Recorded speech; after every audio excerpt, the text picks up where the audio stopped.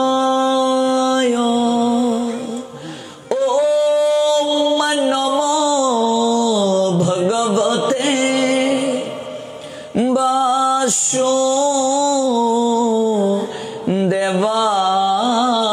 वासुदेवाय ओम नमो भगवते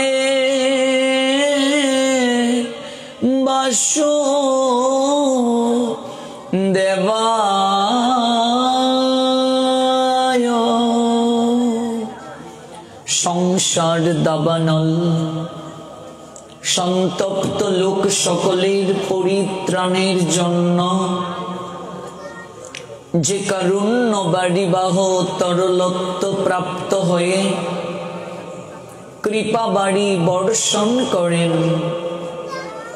आमी सेई कल्याण गुणनिधि आभार पांजेरी परम दयाल श्री गुरुदेव अस्मदीय श्री गुरुदेव ओम विष्णुपाद श्रील भक्ति प्रपन्न ज्योति गोस्वामी गुरु महाराजेर रातुल रांगा चरणे पूर्ण भावे आश्रय ग्रहण करी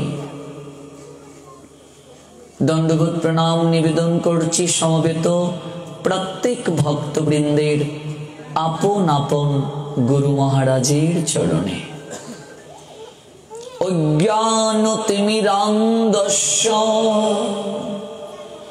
ज्ञानाञ्जन शलाकया चक्षुरुन्मीलितं येन तस्मै श्री गुरवे नमः नमोऽमि विष्णुपादाय राधा पृष्ठाय भूतले श्रीमते भक्ति प्रपन्न ज्योति स्वामिति नामिने नमो आचार्य पदाय दैन्य भूषण मुकुटमने गुरु करुणामूर्तये क्षमा धैर्य शिरोमणे नमोऽम श्रीमते भक्ति कुसुम श्रवणाय वै विष्णुपादाय देवाय कृपावेदये नमो नमः श्री गौरी करुणामूर्तिं कृपा पूर्ण कलेवरं श्री भक्ति कुसुमं वंदे राधा कुंज निवासिनं नमोऽमि विष्णुपदाय कृष्ण प्रेष्ठाय भूतले श्रीमते भक्ति सिद्धांत सरस्वती नामिने वंदे वृंदावन गुरु कृष्णं कमललोचनं वल्लभी वल्लभं देवं श्री राधा लिंगित विग्रहं वंदे श्री कृष्ण चैतन्य नित्यानंद सहोदित गौरुदये पुष्पवंतो चित्रौ छन्दौ तमनुदौ अजानुलंबित भुजौ कनकवदातौ संकीर्तनैकपीतरौ कमलायताक्षौ विश्वम्भरौ द्विजवरौ जुगधर्मपालौ वंदे प्रिय करुणाय अवतारौ महाप्रसादे जननी सर्व सौभाग्यवर्धिनी आदिव्याधि हरा नित्यं तुलसी तं नमस्ते जयिছে राधा तयिছে বৃন্দা একই যে স্বরূপ বিষিস বৃন্দাবতী হয় রস কোপ, যে তোমার শরণ লয় তার বাঞ্ছা পূর্ণ হয়। কৃপা করে করো তারে বৃন্দাবনবাসী। শ্রীরূপ শ্রী সনাতন ভট্ট রঘুনাথ, শ্রীজীবী গোপাল ভট্ট দাস রঘুনাথ, এই ছয় গোসাইরি করি চরণ বন্দন। যাহা হতে বিঘ্ন নাশ অবিষ্ট পূরণ। এই ছয় গোসাই যার মুই তার দাস, তা সবার পদ রেণু মোর পঞ্চগ্রাস। তাদের চরণ সেবী ভক্ত শনে বাস, জনমে জনমে মোর এই অভিলাষ। এই ছয় গোসাই প্রভু মোরে কর দয়া, চরণে শরণ নিলাম দাও পদ ছায়া। এই ছয় গোসাই যবে ব্রজে কইলা বাস, রাধা কৃষ্ণের নিত্য লীলা করিলা প্রকাশ। মনের আনন্দে বল হরি, ভজ বৃন্দাবন। শ্রী গুরু বৈষ্ণব পদে মজাইয়া মন, শ্রী গুরু বৈষ্ণব পাদ পদ্ম করিয়া। নাম সংকীর্তন কহে নরোত্তম দাস। জয় জয় শ্রী কৃষ্ণ চৈতন্য দয়াল প্রভু নিত্যানন্দ। শ্রী অদ্বৈত গদাধর শ্রীবাসাদি শ্রী গৌর ভক্ত বৃন্দ। হরে কৃষ্ণ কৃষ্ণ কৃষ্ণ হরে হরে, হরে রাম রাম রাম হরে হরে। সমবেত অমৃত পিপাসু ভক্ত মণ্ডলী, সপ্ত দিবস ব্যাপী কৃষ্ণ কথা আলাপনের আজ দ্বিতীয় রজনী। আজকের এই অপ্রাকৃত কথা শ্রবণ করার মনোরথে যারা বহু দূর দূরান্ত থেকে এই বেশ অঙ্গনে উপবেশিত হয়েছেন, আপনাদের প্রত্যেকের রাতুল রাঙ্গা চরণে আমি অবাজন বৈষ্ণব জ্ঞানে ভক্তিপূর্ণ প্রণাম নিবেদন করছি। সরাসরি অনুষ্ঠানটি যারা দেশ এবং দেশের বাহির থেকে শ্রবণ করার মনোরথে যুক্ত হয়েছেন, গতকাল নেটওয়ার্কে অনেকটা ট্রাবল থাকার কারণে প্রোগ্রামটি সম্প্রচার করা সম্ভব হয়নি। শত শত SMS করেছেন দেশ এবং দেশের বাহির থেকে অনেক ভক্তবৃন্দ যে প্রোগ্রামটি তারা দেখতে পাচ্ছেন না। আয়োজনকারী ভক্ত বৃন্দ বিশেষ প্রক্রিয়ায় প্রোগ্রামটিকে আজ সম্প্রচার করার জন্য দৃষ্টি নিক্ষেপ করেছেন।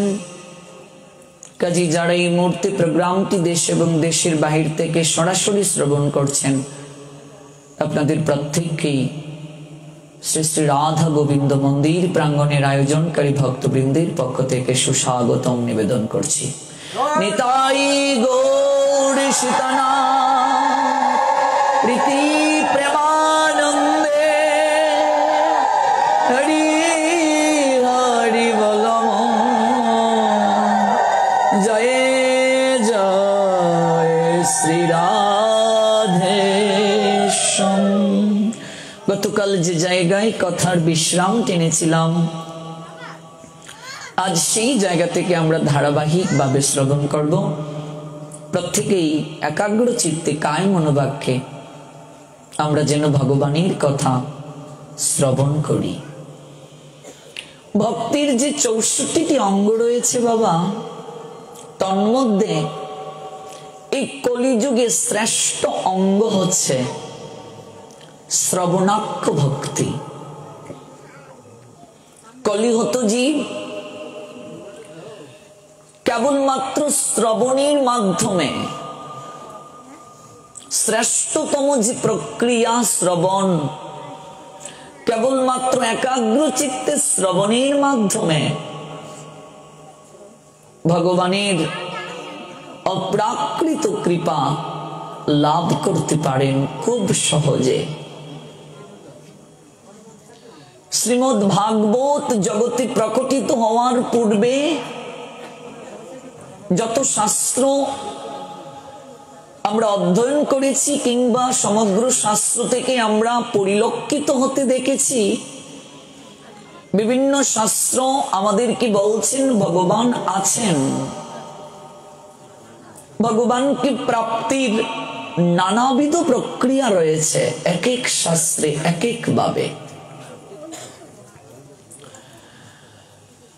আমরা গীতা থেকে জানতে পারি ভগবান শুধু আছেন না, ভগবান জগতের বুকে আসেন। যদা যদা ধর্মের গ্লানি হইল সংসারে, যখন যখনই ধর্মের গ্লানি হবে, যদা যদা ধর্মের গ্লানি হইল সংসারে, হে ভারত বিশ্বভার লঘু করিবারে। অধর্মের অভ্যুত্থানার ধর্মগ্লানি হইলে আত্মার সৃজন করি দেখো এ সকলে। সাধুদের পরিত্রাণার ও ধার্মিকের বিনাশ, যে করবে অধর্মতার করি সর্বনাশ। তারপর কি বলছেন? আর ধর্ম স্থিতি অর্থ করিতে সাধন, যুগে যুগে আসি আমি মানুষে বচন। নিতাই গৌর সীতানাথ প্রেমানন্দে, হরি হরি বলম জয় জয় শ্রী রাধে। বলছেন চতুর্থ অধ্যায় শ্রীমদ্ ভগবত গীতার 7-8 নং শ্লোকে ভগবান কি বলছেন? ভগবান এখানে বলে দিয়েছেন whenever and whenever there is a decline in religious practice. Decline শব্দটির অর্থ হচ্ছে কমে যাওয়া। আমরা চেষ্টা করছি এই শ্লোকটি সংস্কৃত, ইংলিশ এবং বাংলা তিনটাতেই বলার, যেহেতু অনেক বিদেশি ভক্তরাও আমাদের প্রোগ্রামটা দেখছেন। Whenever and whenever there is a decline in religious practice.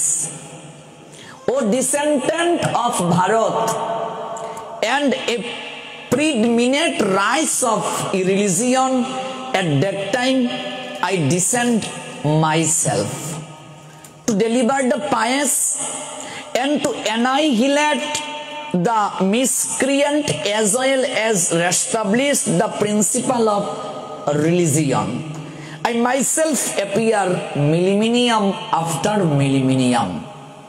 সংস্কৃতে यदा यदा हि धर्मस्य ग्लानिर्भवति भारत अभ्युत्थानम् अधर्मस्य तदात्मानं सृजामि अहम् परित्राणाय साधूनां विनाशाय च दुष्कृतं धर्म संस्थापनार्थाय সম্ভবামি यागे यागे। বাংলা, যদা যদা ধর্মের গ্লানি হবে, যখন যখনই ধর্মের গ্লানি হবে, অধর্মের অভ্যুত্থান হবে, ভগবান বলছেন ঠিক তখনই আমি নিজেকে অবতীর্ণ করি।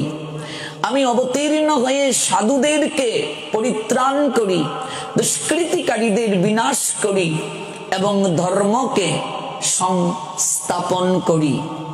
যখন যখনই আমাদের রিলিজিয়াস প্র্যাকটিসটা ডিক্লাইন হয়ে যাবে, কমে যাবে, বলছেন হে ভারত, ভারত কেন বলা হয়েছে অর্জুনকে? তিনি ভরত বংশীয়। হে ভারত, তখন আমি প্রিডমিনেট হয়ে, প্রিডমিনেট হোয়াট মিনস দ্যাট ওয়ার্ড? প্রিডমিনেট মানে হচ্ছে প্রধান। আমি প্রিডমিনেট মানে প্রধান হয়ে নিজেকে অবতীর্ণ করি। কেন অবতীর্ণ করি? বলছেন the deliver the pious and to annihilate. Annihilate অর্থাৎ নির্মূল করা। না মিসক্রিয়েন্ট, মিসক্রিয়েন্ট মানে হচ্ছে নরাধম, দুরাচারী। নরাধম মানে কি? নর যুগ অধম, সন্ধি বিচ্ছেদ করলে নর মানে মনুষ্য, মানুষের মাঝে যারা অধম তাদেরকে নরাধম বলে। চার প্রকার ব্যক্তি কখনো ভগবত কৃপা লাভ করবে না, ভগবান গীতায় বলছেন। নমাম দুষ্কৃতি নমুরা প্রপদন্তে নরাদমা মায়ায় অপহৃত জ্ঞানা আসুরম ভাবমাশ্রিতম। চার প্রকার ব্যক্তি ভগবত কৃপা থেকে ডিপ্রাইভ হবে, বঞ্চিত হবে। কারা? নমাম দুষ্কৃতি নমুরা, মুরা ব্যক্তি যারা, মুরা মানে মূর্খ। মূর্খ মানে কি? যাদের অক্ষর জ্ঞান নেই না, যাদের অনেক সার্টিফিকেট আছে, প্রচুর জ্ঞান আছে, জাগতিক পাণ্ডিত্য আছে, কিন্তু ভগবত সম্বন্ধীয় জ্ঞান যাদের নেই তারা হচ্ছে মূর্খ। ভগবানের যদি কৃপা হয় গো বাবা, তাহলে অক্ষর জ্ঞান যাদের নেই সেই ব্যক্তিও পাণ্ডিত্য লাভ করতে পারে। মুখং করুতি বাচালং পঙ্গুং লঙ্ঘয়তি গিরিং যৎকৃপা তমহং বন্ধে পরমানন্দ মাধবম। মাধবের যদি কৃপা হয়, মূর্খ ব্যক্তি যে সেও পাণ্ডিত্যের অধিকারী হতে পারে। বুবা ব্যক্তি যে তার মুখে কথা প্রকাশিত হয়।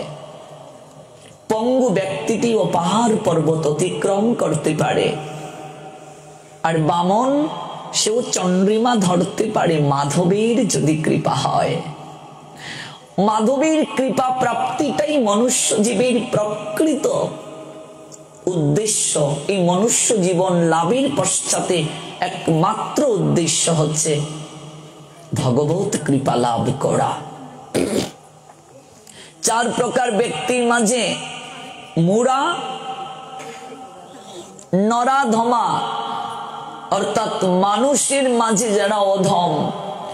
মানুষ আকার হইলে কি হয়? করহ ভূতের কাম, নহিলে বদনে কেন না বলো শ্রীকৃষ্ণ গোবিন্দ নাম। আকারটা মানুষের মতোই, কিন্তু দিবানিশি ভূতের মতো পরিশ্রম করছি আমরা। দিবানিশি ভূতের মতো পরিশ্রম করছি একটু সুখে থাকার জন্য, একটু কে কার থেকে ভালো থাকবো। ভূতের মতো দিবানিশি পরিশ্রম করছি। মানুষ আর পশু চারটা কার্য প্রতিনিয়ত করছে। আহার গ্রহণ মানুষও করছি আমরা, পশুরাও করছে। নিদ্রা, ঘুমানো, ঘুম ছাড়া কেউ থাকতে পারে না। মানুষ পশু উভয়কেই ঘুমোতে হয়, ঘুম ছাড়া কেউ বাঁচতে পারবে না। ভয়, মৃত্যু ভয় বাবা মানুষ পশু উভয়ের আছে। আমরা প্রতিনিয়ত ভীত, কখন জানি মরে যাব। রাস্তায় যাচ্ছি একটাই ভয়, কখন জানি গাড়ি এসে উঠে যাবে, দুর্ঘটনায় আমার মৃত্যু হবে। নদী পথে যাচ্ছি একটাই ভয়, কখন জানি লঞ্চ ডুবে যাবে, নৌকা ডুবে যাবে, স্পিড বোট ডুবে যাবে, আমি মরে যাব। প্রত্যেকটা মুহূর্তে মানুষ মৃত্যু ভয়ে ভীত, মানুষ পশু ভয়ের। বলছেন তারপর কি? মৈথুন অর্থাৎ বংশ বিস্তার মানুষ করছে, পশুও করছে। তাহলে পার্থক্যটা কোথায়? মানুষ আর পশুর মাঝে ডিসক্রিমিনেশনটা কোথায়? একটা জায়গায়, পশুর বিবেক নেই, মনুষ্যত্ব বোধ নেই, কিন্তু মানুষের বিবেক আছে, মনুষ্যত্ব বোধ আছে। এই বিবেকটা কেন দিলেন ভগবান? আর কোন জন্মে তো দেন নাই, এই মানুষ জন্মে কেন দিলেন? কারণ এই মানুষ জন্মটা সর্বশ্রেষ্ঠ জন্ম। এই মানুষ জন্ম যে আমরা লাভ করেছি বাবা, এটা একদিনে নয়। বিষ্ণু পুরাণ বলছেন জলজা নবলক্ষানি স্থাবরা লক্ষ বিংশতি ক্রিময়া রুদ্র শঙ্কা পক্ষী নাম 10 লক্ষ নাম 30 লক্ষ খানি পশব জন্ম 4 লক্ষানি মানবা। এই মানুষ হয়ে জন্ম নেওয়ার পূর্বে 9 লক্ষ বার জলজ প্রাণী হয়ে জন্ম নিতে হয়েছে আমাদের, 10 লক্ষ বার পাখি হয়ে জন্ম নিতে হয়েছে, 20 লক্ষ বার বৃক্ষলতা গুল্ম হয়ে জন্ম নিতে হয়েছে, 11 লক্ষ কৃমি কীট হয়ে জন্ম নিতে হয়েছে, 30 লক্ষ পশু হয়ে জন্ম নিতে হয়েছে। পশু জন্মের উৎকৃষ্ট জন্ম গরু জন্ম। অতঃপর ভগবান কৃষ্ণ কৃপা করে এই মনুষ্য জন্মে আমাদেরকে প্রেরণ করেছেন। কেন প্রেরণ করেছেন? এই মনুষ্য জন্মই কৃষ্ণ ভজনের প্রকৃষ্ট পরিবেশ তথা সুযোগ রয়েছে। আর কোন জন্মে কৃষ্ণ ভজনের এতটা সুযোগ নেই, মনুষ্য জন্মেই আছে। এই মনুষ্য জন্মে ব্রজের অপ্রাকৃত প্রেমধন, যে প্রেমধন স্বয়ং ব্রজ সুন্দর গোবিন্দ অধিক করুণার নিলয় হয়ে প্রেমে বিগলিত রাধা ভাব নিয়ে কলিযুগে এসে ভক্ত আবেশে দাঁড়ে দাঁড়ে ঘরে ঘরে নরে নরে জনে জনে যে প্রেম সুদামৃতে সবাইকে অবগাহিত করলেন। এই অপ্রাকৃত প্রেম রসর্ণবে সাঁতার কাটার জন্য এই কলির যুগে স্বয়ং দেবতাও পর্যন্ত মনুষ্যকুলে জন্ম নেওয়ার বাসনা জ্ঞাপন করে। কারণ এই কলিযুগ যদিও অত্যন্ত দুঃসেরাকর, তথাপি এই যুগের একটা মহান গুণ রয়েছে। কারণ এই যুগে আমরা পেয়েছি গৌর চাঁদকে, এই যুগে পেয়েছি আমরা নিতাই চাঁদকে। আমরা যখন গৌর কথা শ্রবণ করব তখন আমরা বুঝবো কেন কেন এই কলিযুগ সর্বশ্রেষ্ঠ। এই কলিযুগের 100 ভাগের মাঝে 75 ভাগই দোষ রয়েছে। কলিযুগে 100 জনের মাঝে 75 জনই অসুর প্রকৃতির, মাত্র 25 ভাগ আপনাদের মতো ভক্ত বৈষ্ণব যারা ভগবত কৃপা লাভের জন্য যত্নবান। তথাপি কলিযুগের মহান গুণ রয়েছে। কেউ যদি ভক্তি বড়ে এই কলিহত জীব শ্রবণটা ঠিক মতো করতে পারে আর হরিনাম জপ করতে পারে, তাহলেও সে কৃষ্ণ প্রাপ্তি সম্ভব তার পক্ষে। শ্রবণ যদি ঠিক মতো সে করতে পারে, এই জন্য কলিযুগের সর্বশ্রেষ্ঠ ভক্তি যাজনের অঙ্গটাই হচ্ছে শ্রবণাক্ষ ভক্তি। শ্রবণটা সবচেয়ে গুরুত্বপূর্ণ। তো দেখুন, এই দেবতাদেরও দুর্লভ মনুষ্য জনম বহু কষ্টে আমরা লাভ করেছি। ভাগবত বলছেন নৃদেহ একদম সুলভম সুদুর্লভম, অত্যন্ত দুর্লভ হচ্ছে এই মনুষ্য জনম। কিভাবে পেলাম? সুলভে পেলাম। সুলভ মানে সস্তা। ভগবান সুলভে দিয়ে দিলেন এই মনুষ্য জনম হরিভজন করার জন্য। তো আমরা এই মনুষ্য জন্মে এসে যদি হরিভজন করতে না পারি, বলছেন কি? তাহলে মানুষ আর পশুর মাঝে পার্থক্য কোথায় থাকলো? একটা পশু দিন থেকে রাত পর্যন্ত তার কাজ কি? কেবল আহারের সংস্থান করা, আর কিছু তার কাজ নেই। একটা মানুষও যদি দিন থেকে রাত পর্যন্ত কেবল আহারের জন্য, আহার সংগ্রহের জন্যই চেষ্টা করে, তাহলে মানুষ আর পশুর মাঝে পার্থক্য কোথায়? ভেবে দেখুন, এই যে 84 লক্ষ যোনি, এই মানুষ যোনি ব্যতীত বাকি 9 লক্ষ জলজ প্রাণী, 11 লক্ষ কৃমিকীট, 20 লক্ষ গাছপালা, 30 লক্ষ পশু, তারপর 10 লক্ষ পাখি। কোন জুনিতেই কোন জন্মেই কেউ কিন্তু চাকরি করে না, ব্যবসা করে না, করে? তারা কি না খেয়ে আছে?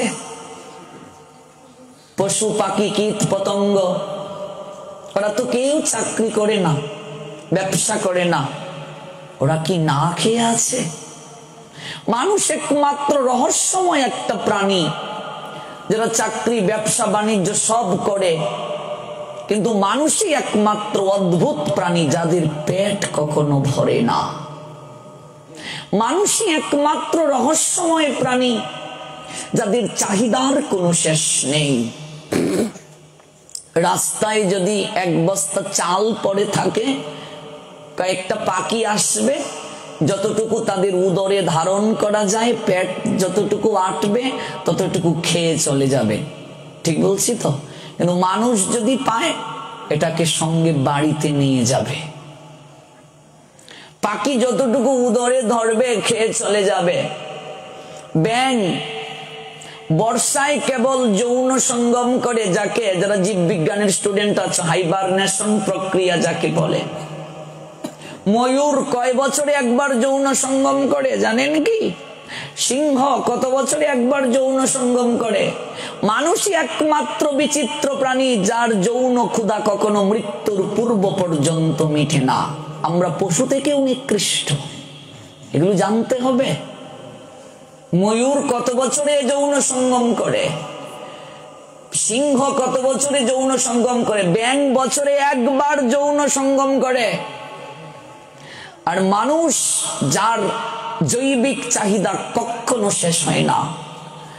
মানুষই একমাত্র বিচিত্র প্রাণী যাদের জৈবিক চাহিদা যেমন প্রবল, যাদের আহারের চাহিদা যেমন প্রবল, সুখে থাকার চাহিদা তেমন তাদের প্রবল। অথচ মানুষ জগতের সর্বশ্রেষ্ঠ প্রাণী। সবাই জগতের শ্রেষ্ঠ প্রাণী মানুষ নয়। মানুষ যারা, তারা সর্বশ্রেষ্ঠ। আগে জানতে হবে আমি আপনি মানুষের কাতারে পড়ি কিনা। মানুষ পৃথিবীর সর্বশ্রেষ্ঠ, কিন্তু জানতে হবে আমি আপনি মানুষের কাতারে আছি তো। মানুষ হতে গেলে 5টা যোগ্যতা প্রয়োজন। এট ফার্স্ট কোয়ালিফিকেশন হুশ জ্ঞান। যার হুশ নাই সে কখনো মানুষ না। He is extreme ignorance. মানুষ হওয়ার যোগ্যতা তার নাই। হুশটা কি? হুশটাই হচ্ছে বিবেকবোধ, মনুষ্যত্ববোধ। আপনি অবাক হবেন, এই দেখুন পাকিস্তানের ঘটনা 2 দিন আগে।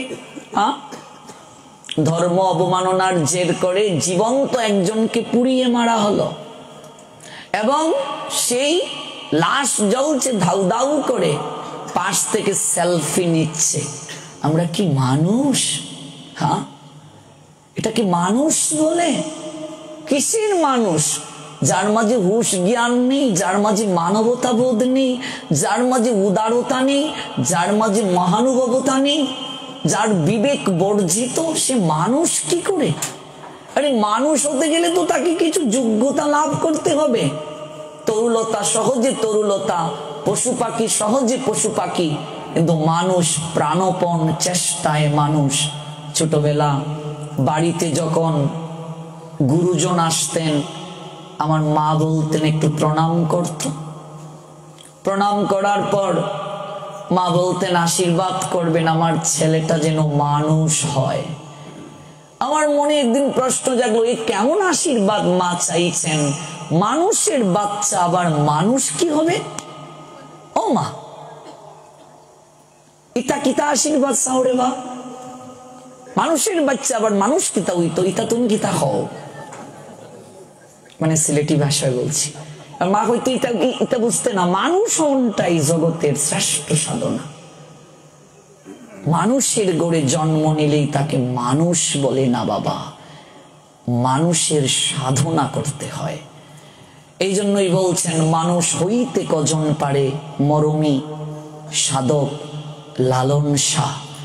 মানুষ হইতে কজন পারে, মানুষ হওয়ার সাধনাইটাই তো গীতার মূল কথা। গীতা আমাদেরকে প্রকৃত মানুষ করে, আমরা মানুষ না হয়ে ভক্ত হওয়ার জন্য চলে যাই, এই জায়গাটাতেই সমস্যা। মানুষ না হয়ে আমরা ভক্তের বেশ পরিধান করে ফেলেছি, এই জন্যই তো সমাজে এত অশান্তি। সবাই আমরা ধার্মিক, আমরা ধার্মিক, আমরা শান্তিতে বিশ্বাস করি, একটাও মানুষ নয়। আরে মানুষ যে অটোমেটিক ধার্মিক সে, তাহলে আজকে এত সংঘাত কেন পৃথিবীতে? আজকে এত যন্ত্রণায় দগ্ধীভূত কেন প্রত্যেকের হৃদয়? আজকে কেন মানবতা বর্জিত? এই তো বেশি দূরে নয়, এই নোয়াখালীর বেগমগঞ্জে 1 বছর পূর্বে ঘটনাটা দেখুন। মায়ের বয়সী মহিলাকে আমাদের বয়সী ছেলেরা কি করে নগ্ন করলো, ধর্ষণ করলো, সারা বিশ্ব দেখেছে। আমরা কোন জায়গায় পড়ে আছি? এই কদিন আগের ঘটনা দেখুন, মায়ের সামনে মেয়ে, মেয়ের সামনে তার 10 বছরের মেয়েকে ধর্ষণ করলো, গণধর্ষণ। তাহলে মানুষ কি করে? একটা পশু তো লুকালয়ে ইন্দ্রিয় তর্পণ করে। হাঁস দেখবেন মৈথুন কার্য করে, পরিষ্কার পরিচ্ছন্ন হয়, তারপর কত বছর হাঁস সঙ্গ করে না, সেটা কি জানেন? কিন্তু মানুষ আমরা এতটা বিবেক বর্জিত, মানুষ আমরা এতটা মহানুভবতা থেকে সরে গেছি, মানুষ আমরা এতটা মানবতা থেকে সরে গেছি, মানুষ আমরা এতটা নিজের মনুষ্যত্ব বোধটাকে বিসর্জনে দিয়ে ফেলেছি। মাঝে মাঝে অবাক হয়, সত্যি আমরা কি মানুষ হতে পেরেছি?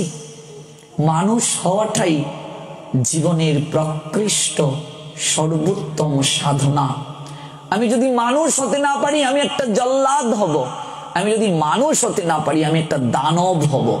আমি যদি মানুষ হতে না পারি, আমার দ্বারা সমাজ ক্ষতিসাধিত হবে, আমি সমাজের জন্য হুমকি স্বরূপ হয়ে দাঁড়াবো। এট ফার্স্ট যোগ্যতা হুঁশ জ্ঞান থাকতে হবে। হুঁশটা কি? কি লাগি আইলি ভবে, এমন জনমে হরিনা বজিলি, সে তুই মানুষ কবে।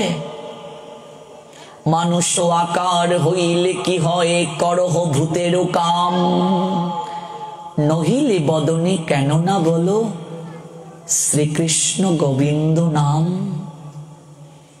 পাখিরে যে নাম লওয়াইলে লয়ে, সারি সুখ আদি কত, তুমি যে ইহাতে আলস্য করহ, এহই কেমন মত।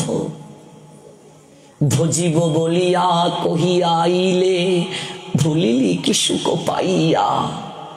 ভজব বলে কথা দিয়ে এসেছি। এই মানুষ জন্মের পূর্বে যতগুলো জনম আমাদের হয়েছে, কোন জনমে আমাদের ভগবত দর্শন হয়নি বাবা। এই মনুষ্য জমিতেই কেবল স্বয়ং পরমেশ্বর ভগবান কৃষ্ণ পরমাত্মা আমাদেরকে দর্শন দিলেন গুরু রূপে। সপ্তম মাসেতে জীব নানা ক্লেশে রয়, তাহা দেখি পরমাত্মা গুরু দয়াময়। চৈতন্য করিতে জীবকে সাক্ষাৎ দিল, মহামন্ত্র দিয়া জীবকে চেতন করিল। চৈতন্য পাইয়া জীব চক্ষু মেলে চায়, পরমাত্মা গুরুদেবের সে দেখিবারে পায়। গর্ভবাসে জীব তুমি কত কষ্ট পাও, গর্ভবাস ছাড়ি তুমি জম্বুদ্বীপে যাও। আমাদের এই দুর্দশা দেখে, এই যে জঠর যন্ত্রণার পূর্বে, এই যে অন্ধকার তমসায় আচ্ছন্ন প্রকোষ্ঠ, এই জায়গায় মলমূত্রের মাঝে থাকা বিষম যন্ত্রণা পাশে, জননী জঠরে বিষম যন্ত্রণা পাশে ছিলাম আমরা আবদ্ধ। একবার প্রভু দেখা দিয়া মোরে, বঞ্চিলে এই দীনদাসে। ভক্তিবিনোদ ঠাকুর বলছেন, দেখা দিয়েছেন। এই অপূর্ব শ্রীমূর্তি দর্শন করে অনিন্দময় মূরতি দর্শন করে সমস্ত দুঃখ আমাদের দূর হয়েছিল। সেদিন আমরা সবাই বলেছিলাম, প্রভু কত জটর ঘুরেছি, কত জটরে এসেছি, কোন জুনিতেই তো তোমার অপ্রাকৃত এই অনিন্দময় মাধুরী দর্শন করার সৌভাগ্য হয়নি। কৃপা করে তুমি আমায় দর্শন দিয়েছ। আমি এই জায়গায় থেকে তব শ্রীরূপকে দর্শন করে আমার সমস্ত যন্ত্রণার আমি অবসান ঘটাতে চাই। আমি তোমাকে ছেড়ে আর কোথাও যাব না, কুত্রাপি তোমাকে ছেড়ে আমি থাকতে পারবো না। এই গর্ভাবাসী জীব তুমি কত কষ্ট পাও, গর্ভাবাস ছাড়ি তুমি জম্বুদ্বীপে যাও, তুমি এখানে অনেক কষ্ট পাচ্ছ, তুমি যাও। এই জম্বুদ্বীপ হচ্ছে এই জগৎ, এটাকে জম্বুদ্বীপ বলা হয়। ও প্রভু, জম্বুদ্বীপের লোক তো সবাই মায়াবাদী হয়, মায়ার কতনে কথিত হয়ে তুমি যে প্রেমময় ভগবান, তুমি যে পতিত পাবন শ্রী দয়াল হরি, আমি তো তোমায় ভুলে যাব এই জায়গায় গেলে। কি কথা দিয়ে এসেছিলে মা, ভেবে দেখো আমরা কি কথা দিয়ে এসেছি আর জগতে করছি কি। তোমাকে তো ভুলে যাব। তুমি যদি না যাও, তোমার কারণে তোমার মাতার মৃত্যু হবে, তোমাকে পুত নামক নরকে যেতে হবে। তাহলে আমি তোমায় পাবো কোথায় ওই জায়গায় গিয়ে? সাধুর বেশেতে আমি ঘুরি বসে তাই, তাহারও নিকটে যাইও পাইবে আমায়। এই জগতে আমি সাধুর আবেশে প্রত্যেকটা দাঁড়ে দাঁড়ে ঘুরে বেড়াবো। ওরা আমার প্রাণ হয়, বৈষ্ণব আমার প্রাণ। যে বৈষ্ণব তত্ত্বের কথা গতকাল স্পর্শ করে সমাপন করেছিলাম, সেই জায়গা থেকে আমরা শুনবো আজ। ওই সাধু বৈষ্ণব গুরুদেব ওরা আমার প্রাণ হয়, তাদের নিকটে যাইও পাইবে আমায়। সাধু সঙ্গে যাবে, সেই জায়গায় গেলে আমার সংবাদ পাবে আমি কোথায় থাকি। নয়ম তিষ্ঠামি বৈকুণ্ঠে যোগী নাম হৃদয় নচ মত ভক্তা যত্র গায়ন্তি তত্র তিষ্ঠামি হে নারদ। ওই জায়গায় গেলে আমায় খুঁজে পাবে। কথা দিয়েছি, আমি যা খাবো তোমায় দিয়ে খাবো, তোমার প্রত্যেকটা আইনকে মেনে চলবো, প্রত্যেকটা কথাকে মেনে চলবো। আর জন্মের পর সমস্ত কিছু উল্টে। মানব কেন আমাদেরকে বলা হয়? মানব, মানব, মানব বলে এসেছিলাম, এই জন্য মানব, মানব, মানব, মানব। এই জন্যই তো আমাদেরকে মানব বলা হয়। মানব, মানব, মানব, মানব। কি মানছি বলুন? তোমায় যা খাবো দিয়ে খাবো। ভগবানকে কি দিয়ে খাই বলুন?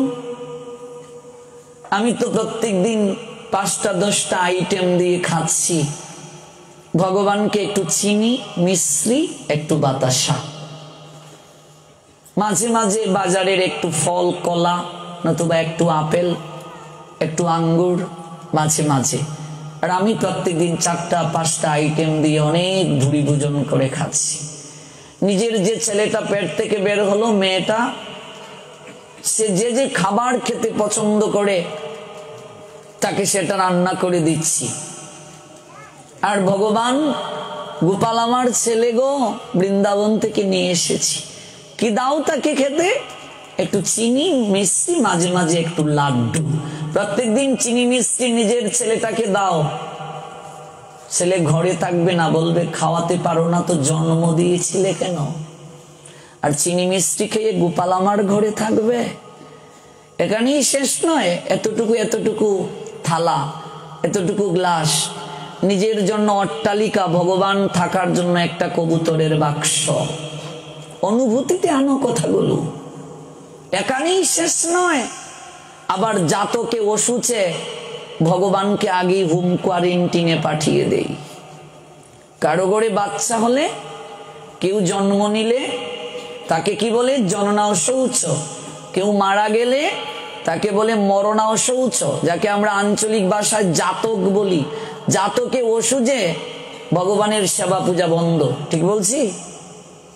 তার খাবার দাবার লাগে না, লাগে না?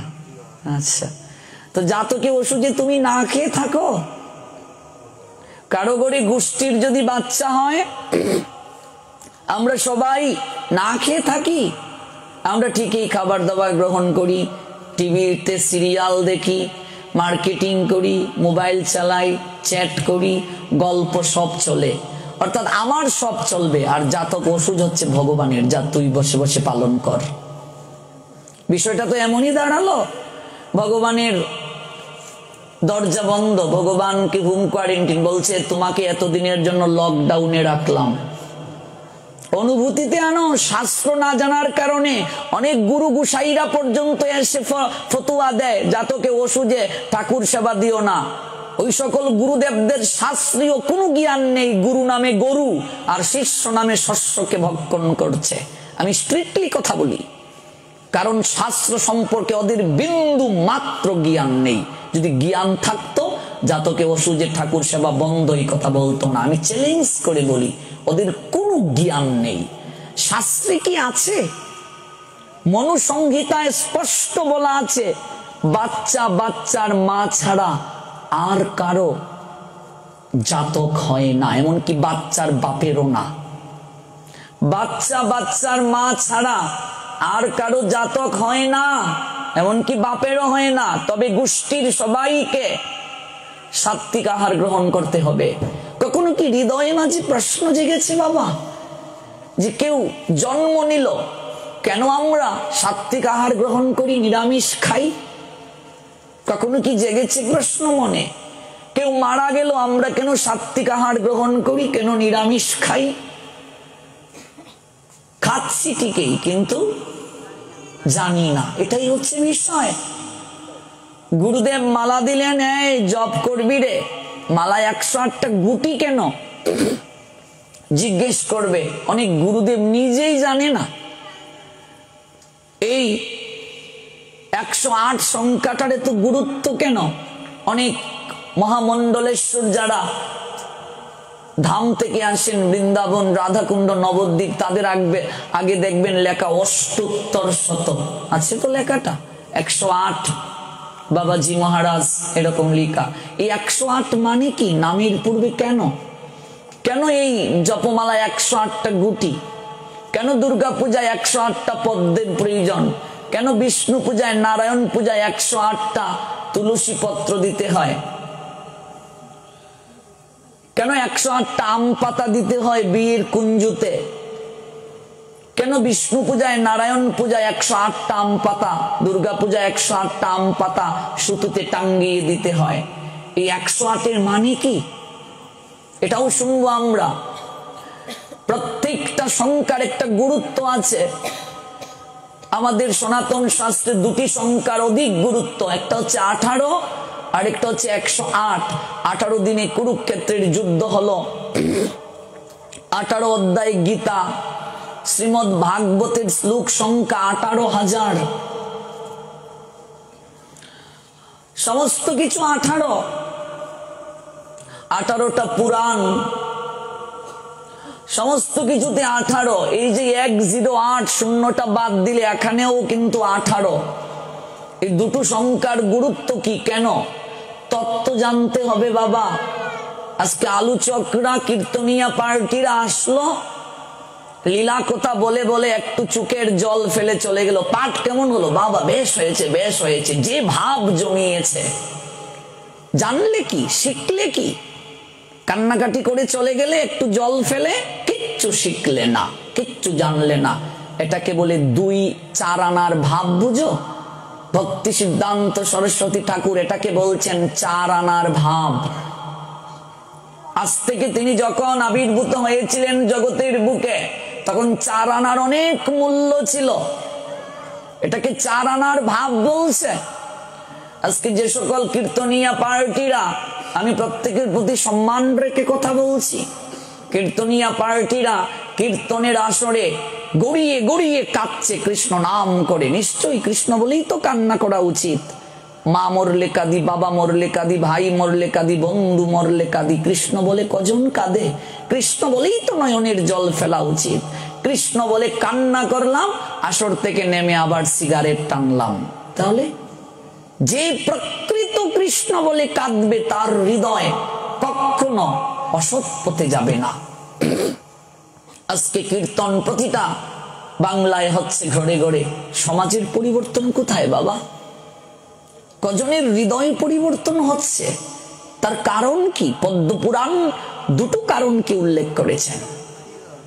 আজকে এত কীর্তন হচ্ছে মা, যারা আয়োজন করবে, আয়োজনকারী ভক্ত, সেই আয়োজনকারী ভক্তরা কীর্তন চলাকালীন সময়ে কষ্ট করে হলেও মাছ মাংস খাবে না। না কেউ খায়? আপনারা যখন কীর্তনের আয়োজন করেন, আয়োজনকারী ভক্তরা কি মাছ মাংস ইত্যাদি খায়? যজ্ঞ হচ্ছে একটা, তারা সংযম থাকছে। কিন্তু যারা কীর্তন করবে তারা রহিম চাচার দোকান থেকে ডিমের মামলেট খেয়ে এসে কীর্তন করছে, আমার করিম চাচার দোকান থেকে পেঁয়াজি খেয়ে এসে কীর্তন করছে। তাহলে যে আমাদেরকে কীর্তন শোনাবে তার মুখটাই শুদ্ধ নয়, তাহলে তার মুখ থেকে হরিনাম শুনে জীবের কি কল্যাণ হবে? জীবের কি পরিবর্তন হবে?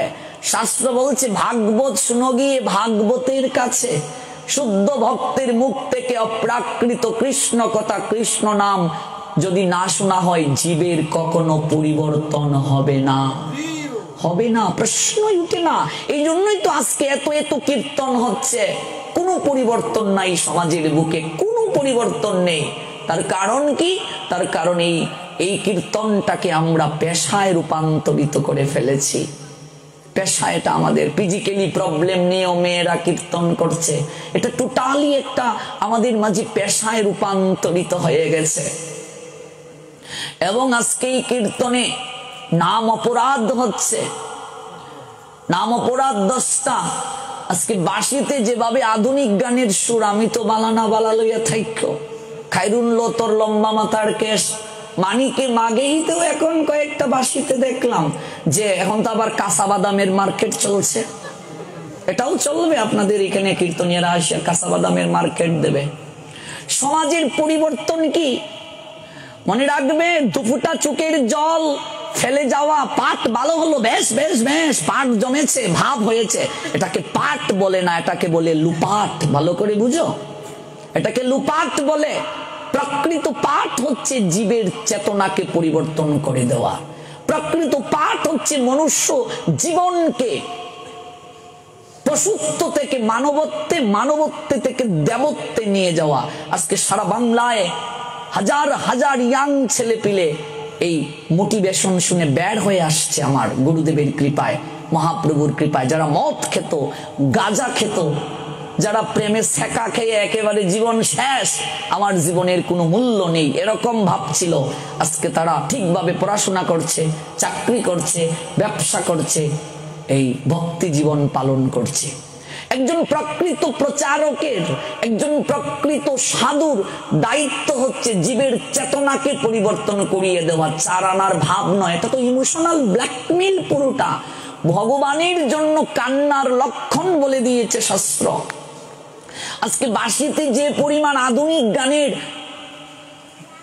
সুর দেয়া হচ্ছে, আপনি ইউটিউব সার্চ করে দেখুন, একটা কীর্তনিয়া পার্টি, ডিজে মহিলা পার্টি নাম, ভারতের নাগিন, নাগিন যেভাবে ডান্স দিচ্ছে কীর্তনে, এই যাত্রা দলের সুক্রীদেরকেও হার মানিয়ে ফেলছে। অন্যান্য ধর্মাবলম্বীদের কাছে আমাদের ইমেজ নষ্ট হচ্ছে।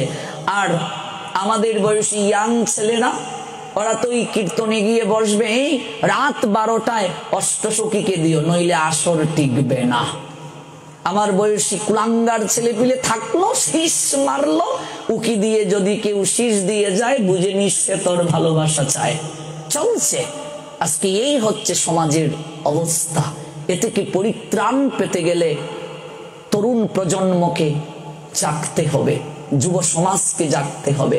যুব সমাজের হৃদয়ে যদি আন্দোলিত করা যায়, তাহলেই সেটা সম্ভব। যতদিন পর্যন্ত জীব শুদ্ধ ভক্তের সাহচর্য না করবে, শুদ্ধ ভক্তের শ্রীমুখ থেকে কৃষ্ণ কথা না শুনবে, ততদিন যাবৎ পরিবর্তন হবে না। পদ্ম পুরাণ বলছেন দুধ সাত্ত্বিক খাবার, কিন্তু দুধের মাঝে সর্প যদি স্পর্শ করে বিষ দেয় তাহলে সেই হিতে বিপরীত হয়ে যাবে। অবৈষ্ণবের মুখে হরি কথা, হরি নাম কৃষ্ণ নাম শ্রবণে হিতে বিপরীত হবে। তাহলে কি একটুও কৃপা হচ্ছে না কীর্তন থেকে? নিশ্চয়ই কৃপা হচ্ছে। কৃপা যে হচ্ছে না তা নয়, কৃপা হচ্ছে। কিভাবে? আগুনে জেনে হাত দিন, না জেনে হাত দিন, আগুনের ধর্মটাই পুরানো। কেউ যদি না জেনেও আগুনে হাত দেয়, আগুন কখনো তাকে পুরাবে না এমন নয়।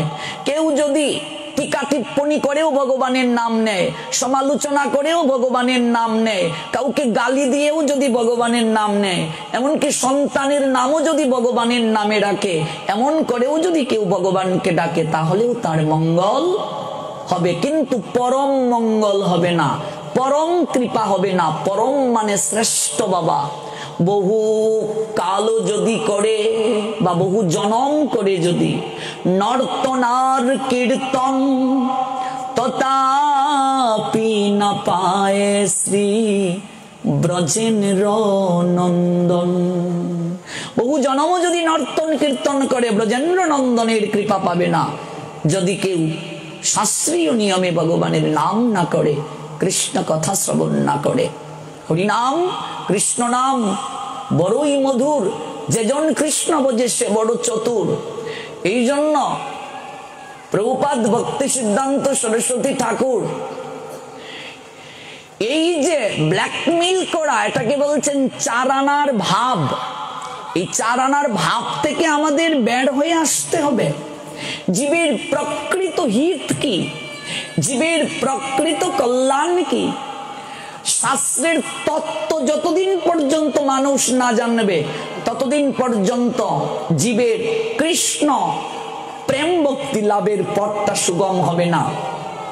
আজকে দেখুন হাজার হাজার আমাদের বয়সী ছেলে মেয়েরা লাভ জিয়াদের করুণ ফাঁদে পড়ে ডাইভার্ট হচ্ছে, সনাতন ধর্ম ত্যাগ করছে। কারণ কি?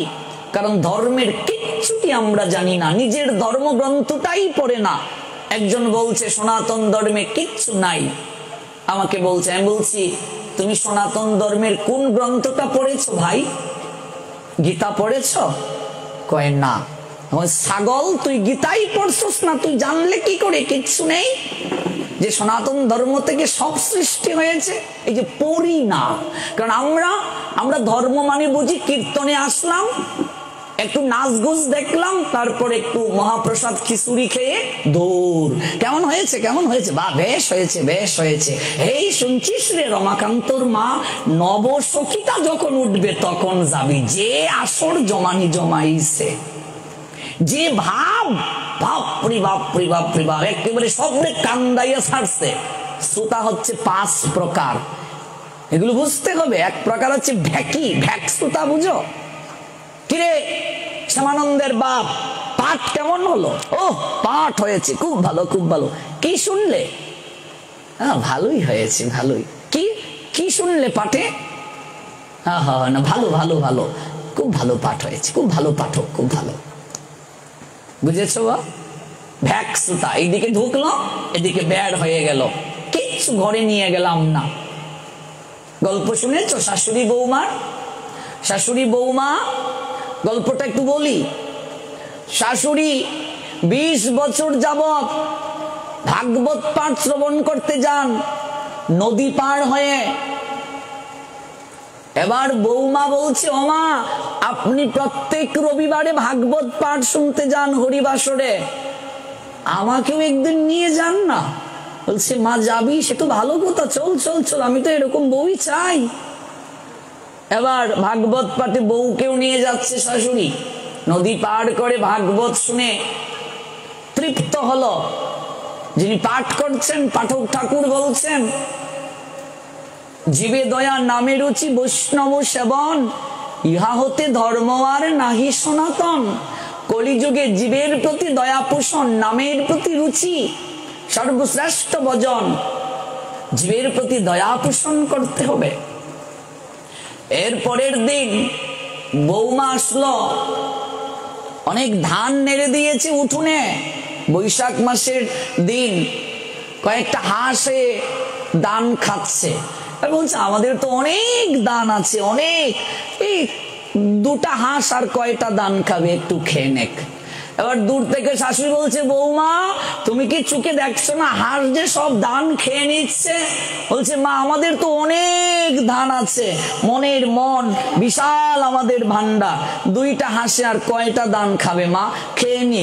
শুনলাম না গত তারিখে জীবে দয়া নামে রুচি বৈষ্ণব সেবন, জীবের প্রতি দয়া পোষণ করতে হবে মা। বলছে, বৌমা 20 বছর যাবত নদী পার হয়ে ভাগবত কথা শুনতে যাই, ভাগবতের কথা তো নদীর ওই পারেই রেখে আসি, তুমি ওই পারে নিয়ে এসেছ। এই হচ্ছে আমাদের অবস্থা, যা শুনি ওই জায়গাতেই রেখে যাই। রাধা গোবিন্দ মন্দিরে এই 7 দিন ব্যাপী যা শুনলাম রেখে যাব। এই জন্যই তো জীবের কোনো পরিবর্তন নাই। যতদিন যাবত মানুষ অপ্রাকৃত কথা শিক্ষা, পাঠ মানে ক্লাস, পাঠ মানে কি, এটা ক্লাস হচ্ছে। একজন গুরু মানে শিক্ষক, শ্রোতা হচ্ছে স্টুডেন্ট। এটা ক্লাস দেয়া হচ্ছে। ক্লাস নিজের জীবনে আচরণ যখন করবে তখনই মানুষের পরিবর্তন হবে, কারণ আচরণ না করলে হবে না, আচরণটাই মুখ্য বিষয়। যজ্জত আচরতি শ্রেষ্ঠ তত্তত এব ইতর জনঃ সযত প্রমাণম কুরুতে লোক তৎ অনুবর্ততে। ভগবান কৃষ্ণ এখানে বলে দিয়েছেন, 3য় অধ্যায় কর্মযোগ যারা পড়েছেন 21 নং শ্লোকে, যজ্জত আচরতি শ্রেষ্ঠ তত্তত এব ইতর জনঃ সযত প্রমাণম কুরুতে লোক তৎ অনুবর্ততে। Whatever action a great man performs, common men follow. বলছেন কি, শ্রেষ্ঠ ব্যক্তি যা আচরণ করে সাধারণ মানুষেরা তাকে অনুকরণ করেন। And whatever standards he sets up, exemplary etc., all the world's pursue. এবং তিনি যা জগতের বুকে প্রমাণ রেখে যান সবাই সেটাকে অনুসরণ করে। আপনি আচরে প্রভু জীবেরে শেখায়, আপনি না চলিলে জীবকে শেখানো না যায়। নিজে আচরণ করে স্বয়ং ভগবান শিক্ষা দিলেন। বাবা যদি সিগারেট খেয়ে তার ছেলেকে বলে আজ থেকে সিগারেট খাস না, ছেলে মানবে না, বলবে তুমি খাও আর আমাকে বলো। ছেলেকে উপদেশ দিতে গেলে বাবার আগে সিগারেট ছাড়তে হবে, নইলে ছেলে মানবে না। এটাই শাস্ত্রের কথা। আগে নিজে আচরণ করতে হবে, তারপর আচরিত করতে হবে। আজকে কীর্তন হচ্ছে, যারা কীর্তন পরিবেশন করছে জগতে, মহাপ্রভুর নামে কীর্তন করছে, অথচ কলিযুগের সর্বশ্রেষ্ঠ ব্রত একাদশী, ওই একাদশী ব্রতের দিনও তাদেরকে অন্ন রান্না করে দিতে হয়। ভুল বলছি? তাহলে কি লাভ হচ্ছে বলুন? এটা তো মহাপাপ। শাস্ত্র বলছে অন্ন গ্রহণ যেমন পাপ, অন্ন দান তেমনি মহাপাপ।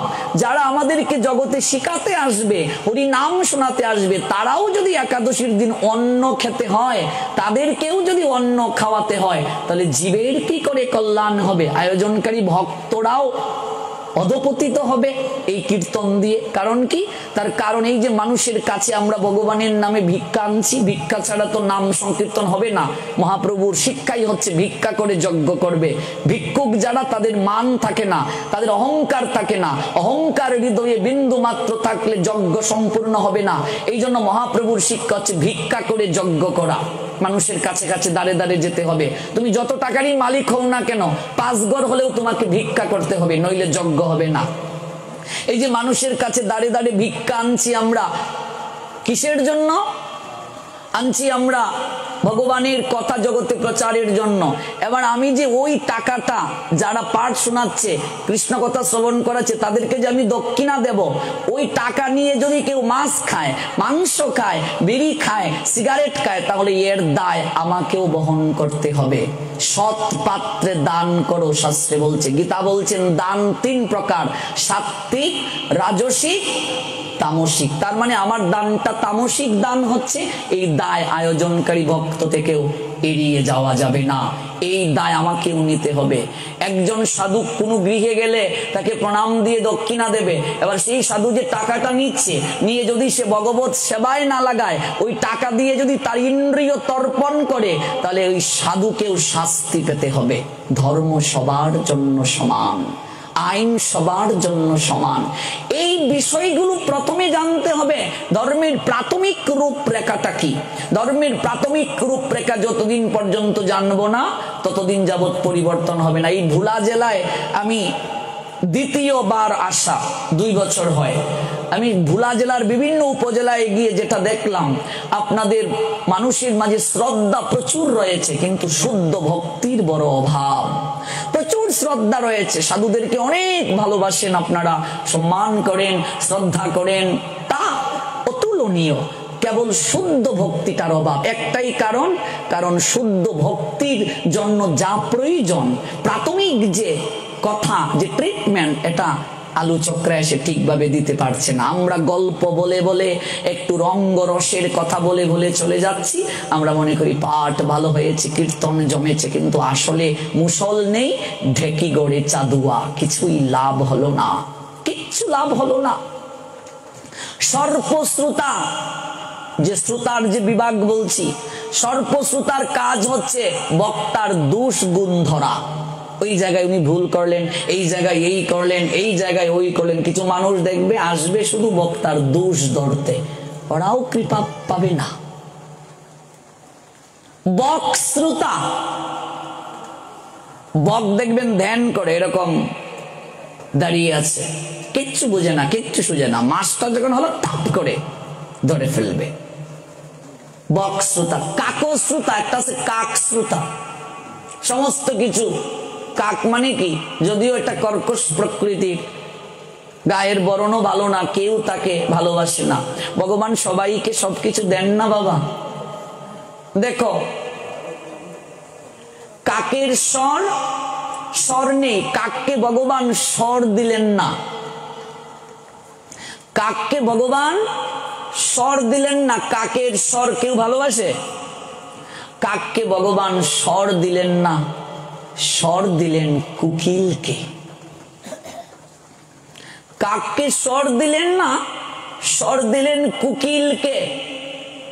কিন্তু কুকিল কি করে স্বর পেল, কিন্তু সে বাসস্থান পেল না। কাকের বাসায় ডিম পাড়ে, কুকিল কাকের বাসায় ডিম পাড়ে, কাক তার ডিম বেবে এটাকে তা দেয়। যখন ফুটে দেখে যখন এটা কুকিলের বাচ্চা, তখন তাকে তাড়িয়ে দেয়। আমরা এই জগতে ম্যাক্সিমাম, আমরা যারা, প্রায় সবাই তো আমরা মায়ায় মোহিত। 1% না হয় মায়াবদ্ধ অবস্থা থেকে বের হয়ে গেছেন, আমি সহ মায়ায় উপরিত আছি। আমরাও কাকের মতো কুকিলের বাচ্চাকে আমরা বড় করছি, কাকের মতো। আমরা যখন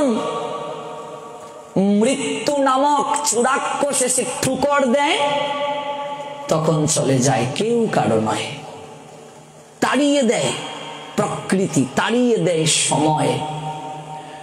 সাধুকে ভগবান সন্তুষ্টি দিলেন। সাধুর সন্তুষ্টি আছে, এত চাহিদা নাই, কিন্তু সংসার কেড়ে নিলেন ভগবান। একই ছাদের নিচে বেশি দিন থাকার সুযোগ দিলেন না। আজকে এই জায়গায়, কালকে ওই জায়গায়, কালকে ওই জায়গায়, কালকে ওই জায়গায়। সাধুকে সন্তুষ্টি দিলেন, কিন্তু সংসার কেড়ে নিলেন। সংসার দিলেন ওই মানুষদেরকে, কিন্তু সন্তুষ্টি কেড়ে নিলেন ভগবান। সংসারী মানুষের সন্তুষ্টি নাই, চাহিদার শেষ নাই, একটার পর একটা চাহিদা।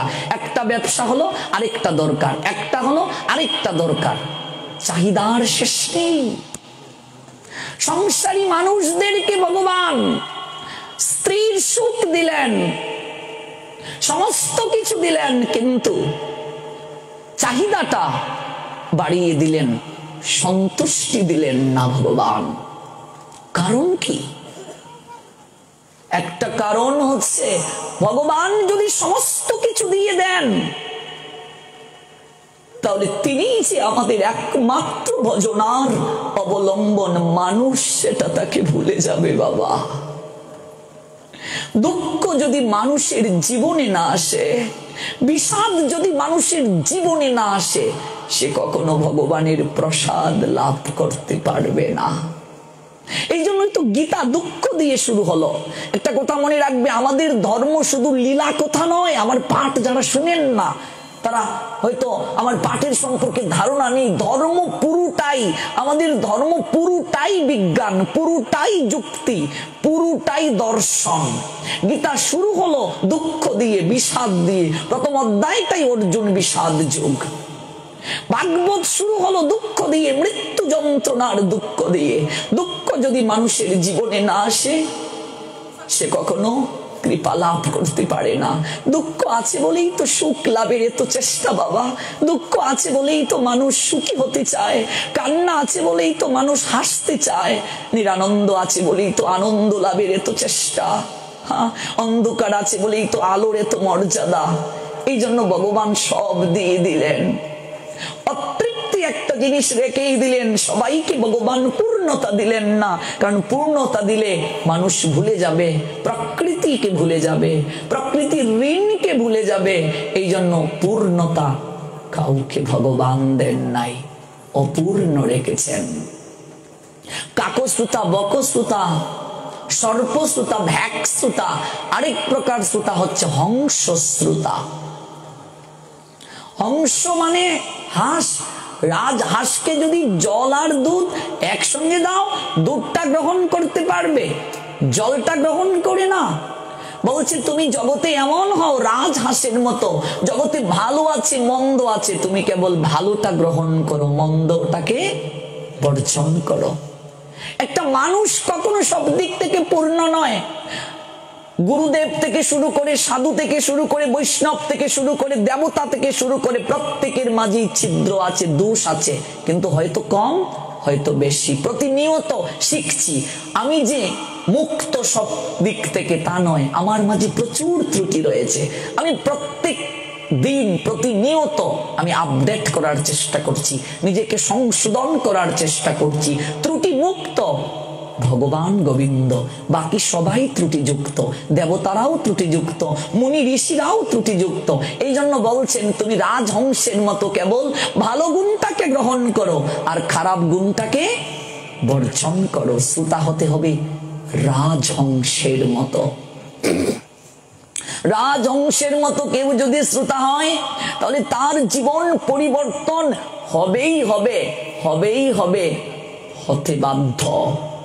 মূল কথাটা হচ্ছে, শাস্ত্রের তত্ত্ব যতদিন পর্যন্ত আমরা না জানবো, ততদিন পর্যন্ত ধর্ম পালনটা একটা আমাদের পরম্পরার মাঝে সীমাবদ্ধ থাকবে।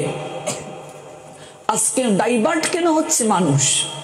সনাতন ধর্ম সম্পর্কে জ্ঞান নেই আমাদের। করতে হয় বলেই করছি, আয়োজন করছি, করতে হয়। রাজসিকতা তামসিকতায় ছড়াছড়ি আমাদের মাঝে।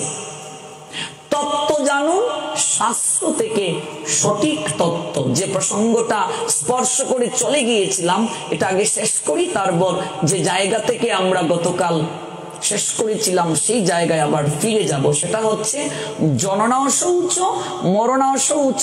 মনুসংহিতা বলছেন, বাচ্চা কারো গড়ে যদি হয়, বাচ্চা বাচ্চার মা ছাড়া আর কারো জাতক হয় না। ভালো করে বুঝুন, আর কারো জাতক হয় না। বাচ্চার বাপেরও জাতক নাই। কারো গড়ে বাচ্চা হলে তাকে জননা অশৌচ বলে। অশৌচ শব্দটার অর্থ কি? সুচিতার অভাব।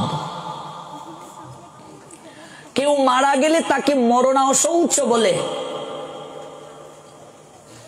আমরা বলি মরা বাড়িতে ঠাকুর সেবা দিতে নেই, মরা বাড়িতে উলুধ্বনি দিতে নেই, ধূপ দীপ জ্বালাতে নেই, এটা মরা বাড়ি।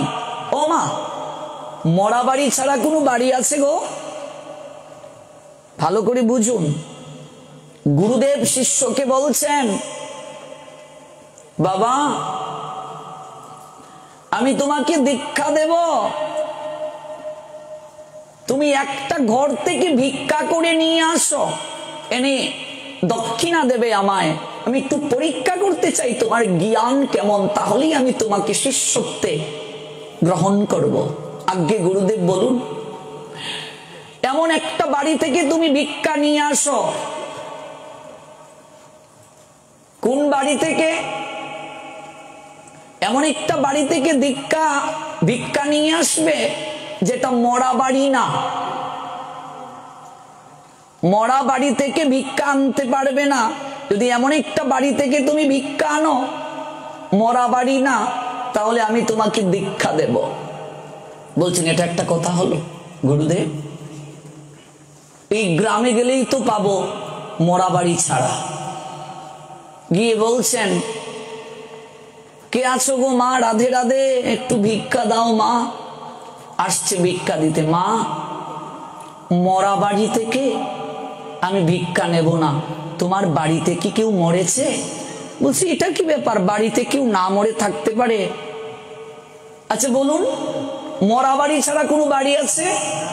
ভালো করে বুঝুন, আপনার বাড়িতে কি কেউ কোনোদিন মরে নাই? দাদু মরেছে, দাদুর বাপ মরেছে, তার বাপ মরেছে, কেউ নাতে কেউ মরেছে। মরা বাড়ি ছাড়া তো কোনো বাড়িই নাই, প্রত্যেকটা বাড়ি তো মরা বাড়ি। মরা বাড়ি ছাড়া কোনো বাড়ি আছে নাকি? গুরুদেব বলছেন এমন একটা বাড়ি থেকে ভিক্ষা আনবে যে বাড়িতে কেউ মরে নাই, অর্থাৎ মরা বাড়ি থেকে ভিক্ষা আনতে পারবে না। বলছে মা, ভিক্ষা তো নেব গো, কিন্তু কেউ মরলে তো নিতে পারবো না। বলছে এই তো কয়েক মাস আগে আমাদের একজন মরেছে। বলছে তাহলে তো নেওয়া যাবে না। আরেক বাড়ি গেল, বলছে 5 বছর আগে আমার শ্বশুর মরেছে, তাহলে তো নেওয়া যাবে না, এটা মরা বাড়ি।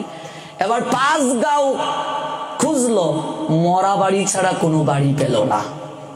আমরা বলি মরা বাড়িতে ভগবানের সেবা দেওয়া যাবে না। মরা বাড়ি ছাড়া জিতা বাড়ি কোনটা আমায় দেখাও। জিতা বাড়ি আছে? মরা ছাড়া কোনো বাড়ি আছে? প্রত্যেক বাড়ি তো মরা বাড়ি। ভগবান বলছেন জাতস্যহি ধ্রুব মৃত্যু ধ্রুবম। পড়ে না ওই সকল গুরুদেবরা যাদের শাস্ত্রীয় কোনো জ্ঞান নেই, আসছে গুরুগিরি করতে।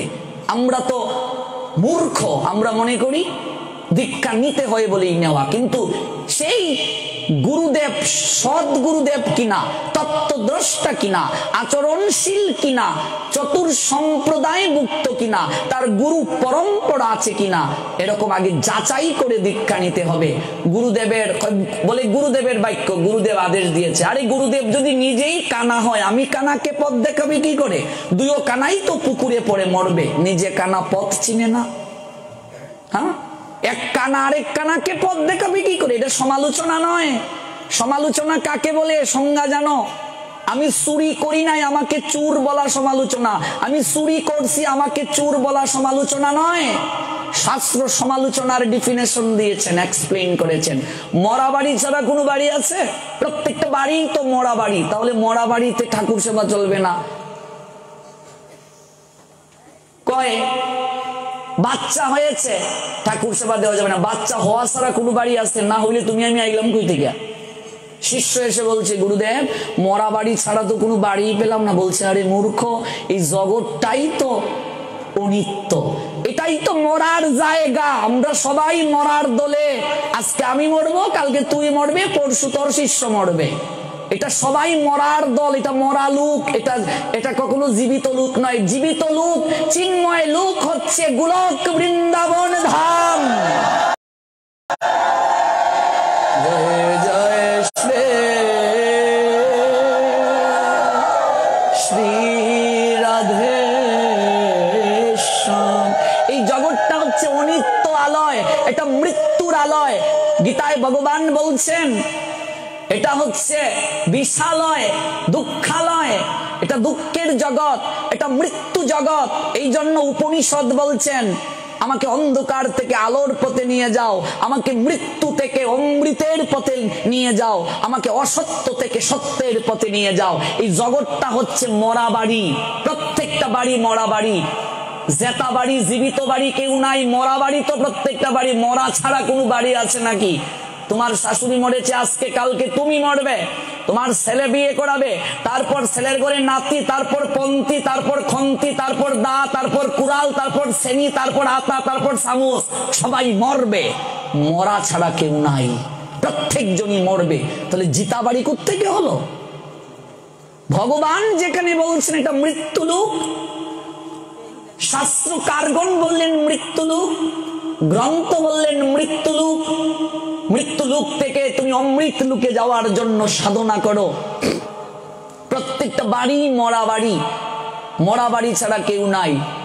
কি সুন্দর গীতা পড়ি না, এটাই তো ভুল আমাদের, এটাই তো আমাদের মূর্খতা। কি সুন্দর বলেছেন গীতায় 2য় অধ্যায় সাংখ্য যুগে ভগবান, দেহির দেহ যেমন শৈশব থেকে কৈশোর, তারপর যৌবন, তারপর বার্ধক্যে পরিণত হয়, স্থিত প্রজ্ঞ ব্যক্তিরা কখন এই পরিবর্তনে মুহ্যমান হয় না। বাসাংশি জীর্ণানি যথা বিহায় নবানি গৃহ্ণাতি নর পুরাণী তথা শরীরানি বিহায় জীর্ণানি অন্যানি সংজাতি নবানি দেহি। যারা গীতা পড়েছ 2য় অধ্যায় সাংখ্য যুগের 22 নং শ্লোক।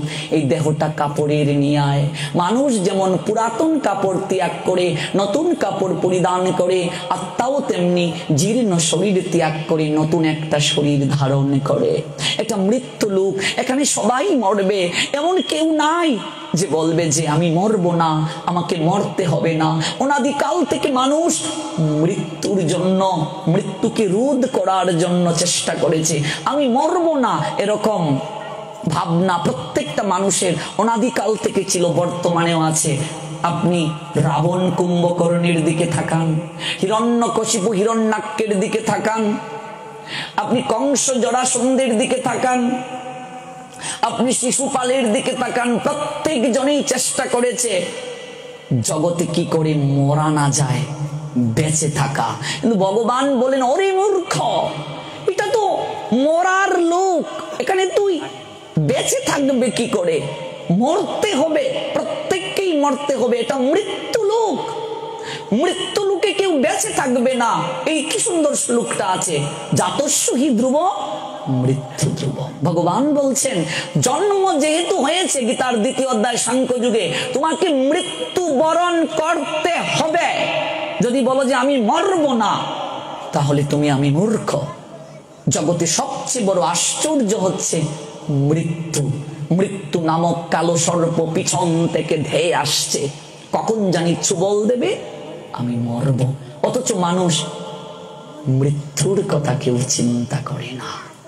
মাঝে মাঝে বৈরাগ্য উদিত হয়, এটাকে শ্মশান বৈরাগ্য বলছে।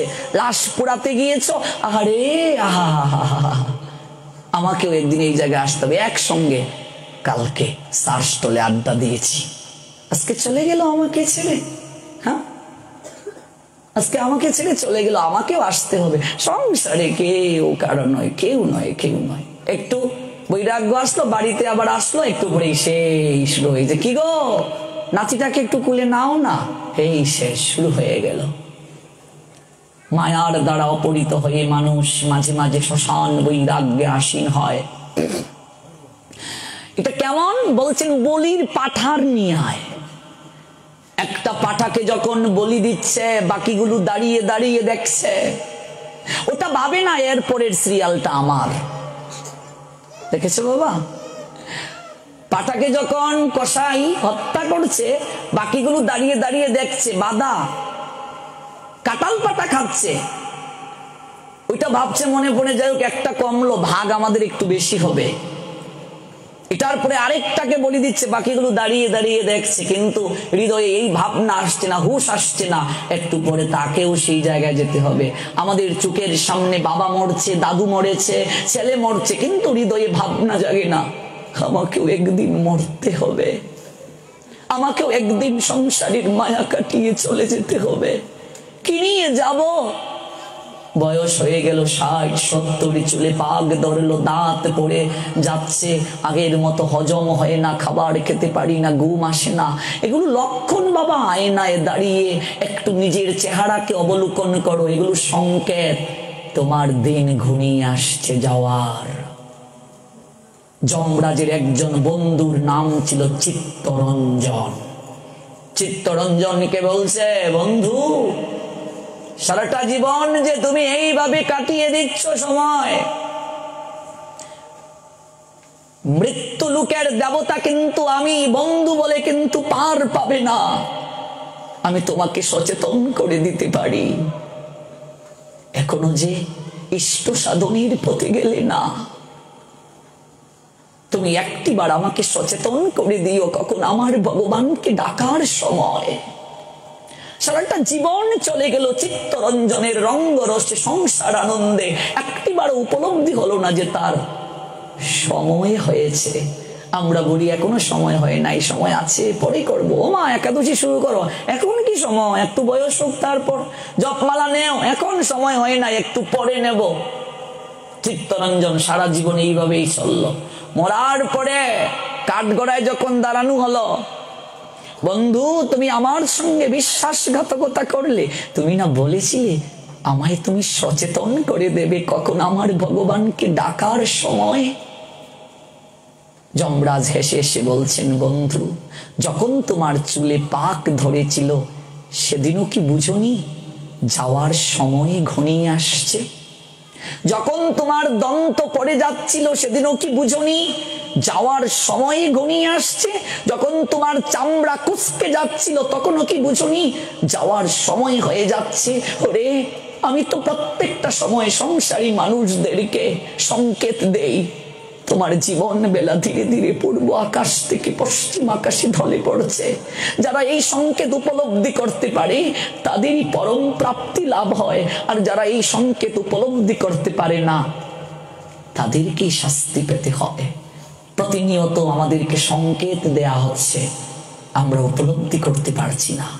এই উপলব্ধিটাই মুখ্য বিষয়। মৃত্যুর তীরে আমরা দাঁড়িয়ে আছি, মৃত্যুর তীরে।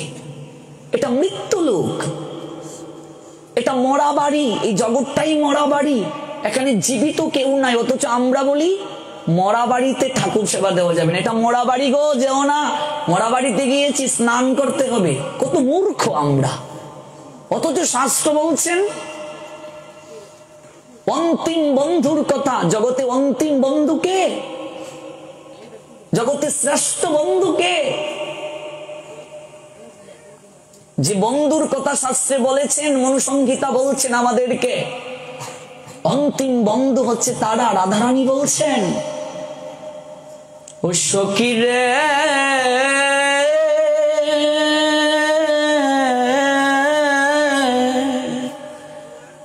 যমুনা তটিনী কুলে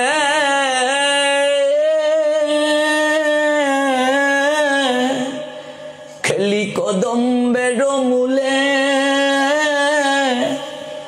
মুড়ে লয়ে চলে রে তোরায়। সখী, প্রেমময়ী রাধারানী সখীদেরকে বলছেন, সখী রে, মন বলছে আমার এই দেহে আর প্রাণ বেশি দিন থাকবে না রে। ভাগবতের যখন লীলা কথাগুলো আমরা শুনবো, কিছু সংস্কারের কথা বলছি 3-4 দিন, বাকি দিনগুলোতে লীলা কথা শুনবো আর গৌর কথা। আমার দেহের মাঝে প্রাণ প্রাণ থাকবে না সখী। সখী রে, ওরে ললিতা, বিশাখা কোথায় তোরা? রাধারানীর যে মরম সখী যারা, তোর মধ্যে ললিতা বিশাখা হচ্ছে শ্রেষ্ঠ। ওই ললিতা আসলেন গৌর লীলায়, ললিতা আসলেন আর বিশাখা আসলেন রায় রামানন্দ স্বরূপ দামোদর হয়ে। গৌর হরির তারা অন্তরঙ্গ পার্ষদ। মহাপ্রভুর অন্তরঙ্গ মাত্র 3.5 জন, কোটি কোটি ভক্তের মাঝে মাত্র 3.5 জন অন্তরঙ্গ। কৃষ্ণ কথা অপ্রিয় হলেও সত্য, ভাগবতের লীলা কথা সবার জন্য নয়। অন্তরঙ্গ ভক্ত সঙ্গে রস আস্বাদন, আর বহিরঙ্গ ভক্ত শোনে করে প্রভু নর্তনার কীর্তন। ওই নাচ গান এগুলো হচ্ছে বহিরঙ্গ ভক্তদের, আর অন্তরঙ্গ ভক্তের সঙ্গে রস আস্বাদন, রসের কথা। ভাগবতের কথা মানেই তো রস, লীলা, শুধু প্রেম আর প্রেম। দেখো বাবা, 7 দিনে কি আলোচনা হবে? একটা বিষয় নিয়ে ব্যাখ্যা করলেই তো 7 দিন চলে যাবে। এই জননা অশৌচ মরণা অশৌচ নিয়ে যদি ব্যাখ্যা করি 7 দিনে শেষ হবে না। শাস্ত্রের রেফারেন্স ধরে ধরে আমি চাই সমাজ থেকে কুসংস্কার দূর হোক, সমাজের মাঝে উদ্ভাসিত হোক জ্ঞানের প্রভা, শাস্ত্রের সঠিক তত্ত্বটা মানুষ জানুক। আপনি যদি আগে ধর্মান্ধতা দূর করতে পারেন, কুসংস্কার দূর করতে পারেন, দেখবেন সমাজ আপনা থেকেই উন্নত হয়ে গেছে, আপনা থেকেই প্রেম জাগ্রত হয়ে যাবে। যদি হৃদয়ের ময়লা আগে পরিষ্কার করা যায় বাবা, নতুবা যতই শ্রবণ করব হৃদয়ের ময়লা যদি পরিষ্কার না হয় কাজ হবে না। ক্ষেতের মাঝে জল দিয়ে এসেছো বাবা, আইল যদি ভাঙ্গা থাকে জল তো চলে যাবে গো। আগে আইলটাকে ভালো করে বাঁধো, যেন জল ক্ষেতের মাঝে দিলে ধান খেতে জল দিয়েছো, আইল যদি ভাঙ্গা থাকে জল চলে যাবে, আর যদি আইল ঠিক থাকে জল থাকবে। আগে বের হয়ে যাওয়ার যে ছিদ্র সেটাকে বন্ধ করতে হবে। এটাই প্রচারকদের মূল কথা, প্রকৃত প্রচারক যারা। দেখুন অন্তিমের বন্ধু কারা? আমরা মরা বাড়িতে যাই না, আমরা কাস্টে গিয়ে কি করি? আপনি কাস্টে যাবেন, সবচেয়ে সেরা লুঙ্গি, ময়লা কাপড় এগুলো পরে আমরা কাস্টে যাই। কাস্ট থেকে এসে আবার স্নান করি, আমাদের অঞ্চলে খড় দেয়, সরিষা দেয়, আগুন জ্বালায়, লোহা দেয়, তারপর সর্বাঙ্গে তাপ দেয়। অথচ আমাদের শাস্ত্র বলছে স্নান করে নতুন কাপড় না পেলে ধোয়া কাপড় পরে কাস্টে যেতে হয়। কাস্ট থেকে এসে স্নান করার প্রয়োজন নাই। উল্টা করছি আমরা। মুসলমানদের দিকে থাকাও, নতুন কাপড় পরে স্নান করে আতর মেখে ওরা জানাজায় যায়। আমাদেরও শাস্ত্রে আছে নতুন কাপড় পরে নির্ধারিত ড্রেস পরে যেতে হবে কাস্টে। মুসলমানদের দিকে থাকাও জানাজায় যখন যায় তাদের সংস্কৃতির পোশাক পরিধান করে। আমাদেরও শাস্ত্রে বলছে ধুতি পরে কাস্টে যেতে হবে, লুঙ্গি পরে কাস্টে গেলে মহাপাপ হবে। ধুতি পরে যেতে হয় কাস্টে। মহাভারত যদি সিরিয়াল দেখো দেখবে মহাভারতের মাঝে যখন আগুনে লাশ পুরানো হচ্ছে তখন কি করা হয়েছে? সাদা কাপড় পরিধান করা হয়েছে। এই সাদা কাপড় মানে সত্য গুণের প্রতীক। যদি কেউ ধুতি না থাকে প্যান্ট পরে যাবে কাস্টে, কিন্তু গামছা কিংবা লুঙ্গি পরে যেতে পারবে না। এগুলো ব্যাখ্যা করবো শাস্ত্রের আলোকে। আমরা উল্টো করি। ওরে শ্মশানে যে লাশ পুরানো হচ্ছে বাবা, এটাকে বলে যজ্ঞ।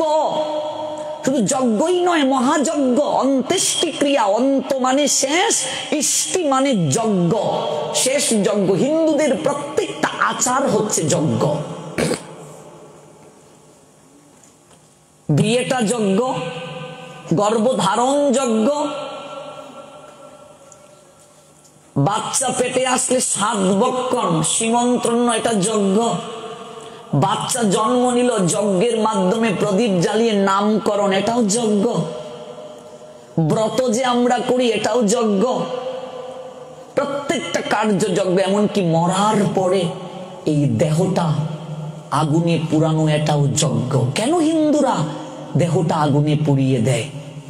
কখনো কি ভেবেছি আমরা আগুনে কেন পুড়িয়ে দিতে হয়? আমাদের শাস্ত্রে সমাধি দেওয়া, আগুনে পুড়িয়ে দেওয়া, জলে ভাসিয়ে দেওয়া 3টি প্রক্রিয়ায় আছে, কিন্তু সর্বশ্রেষ্ঠ হচ্ছে আগুনে পুড়িয়ে দেওয়া। ত্রিকালদর্শী মুক্ত মহামানব লোকনাথ ব্রহ্মচারী বাবাকে তার শিষ্যরা প্রশ্ন করেছিলেন, বাবা আপনার দেহটা কি করব? বাবা বলছিলেন যজ্ঞে আহুতি দেবে। আহুতি দেওয়া, যজ্ঞের মাঝে কলা দাও। এই কলা কি সবরি কলা, চাম্পা কলা, আইট্যা কলা, সাগর কলা? না মা, এই যে যজ্ঞের মাঝে কলা দিচ্ছ, এই কলাটা হচ্ছে দেহ কলার স্বরূপ। তত্ত্ব বুঝি না হিন্দুরা। বিষয়টাই তো এই জায়গায়, তত্ত্ব বলার লোকের অভাব। কলা মানে দেহ কলা, দেহ কলাটা যজ্ঞে আহুতি দিচ্ছ। জীবাত্মার কাজ হচ্ছে একটা দেহ ছেড়ে আরেকটা দেহ ধারণ করা। এই দেহটা কিচ্ছু না, দেহের প্রতি যতদিন মানুষের আকর্ষণ থাকবে ততদিন পর্যন্ত মানুষকে বারবার এই সংসার যাতনার কারাগারে ফিরে আসতে হবে।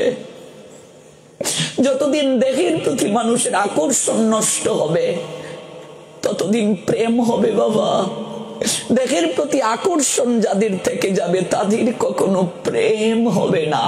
আর যতদিন হৃদয়ে প্রেম না জাগবে ততদিন রাসলীলায় অংশগ্রহণের সুযোগ হবে না। রাস মানে কি? আজকে কীর্তনিয়ারা সেজে গুজে রাস দেখায়, কিচ্ছু বুঝে না, শাস্ত্রের সঙ্গে সম্পর্ক নাই। সেজে গুজে রাস দেখানোটা যেমন পাপ, দেখাটাও পাপ। যদি কেউ দেখায় তাহলে যিনি কৃষ্ণ সাজবেন তার বয়স হতে হবে 9 বছরের কম, যিনি রাধা সাজবেন তার বয়স হতে হবে 7 বছরের কম। 9 বছরের উপরে কেউ যদি কৃষ্ণ সাজে, রাধা সাজে, সে যে বৃন্দাবনের রাস দেখায়, দেখা যেমন পাপ, দেখানো পাপ। এগুলো একদিন আলোচনা করব 7 দিনের মাঝে।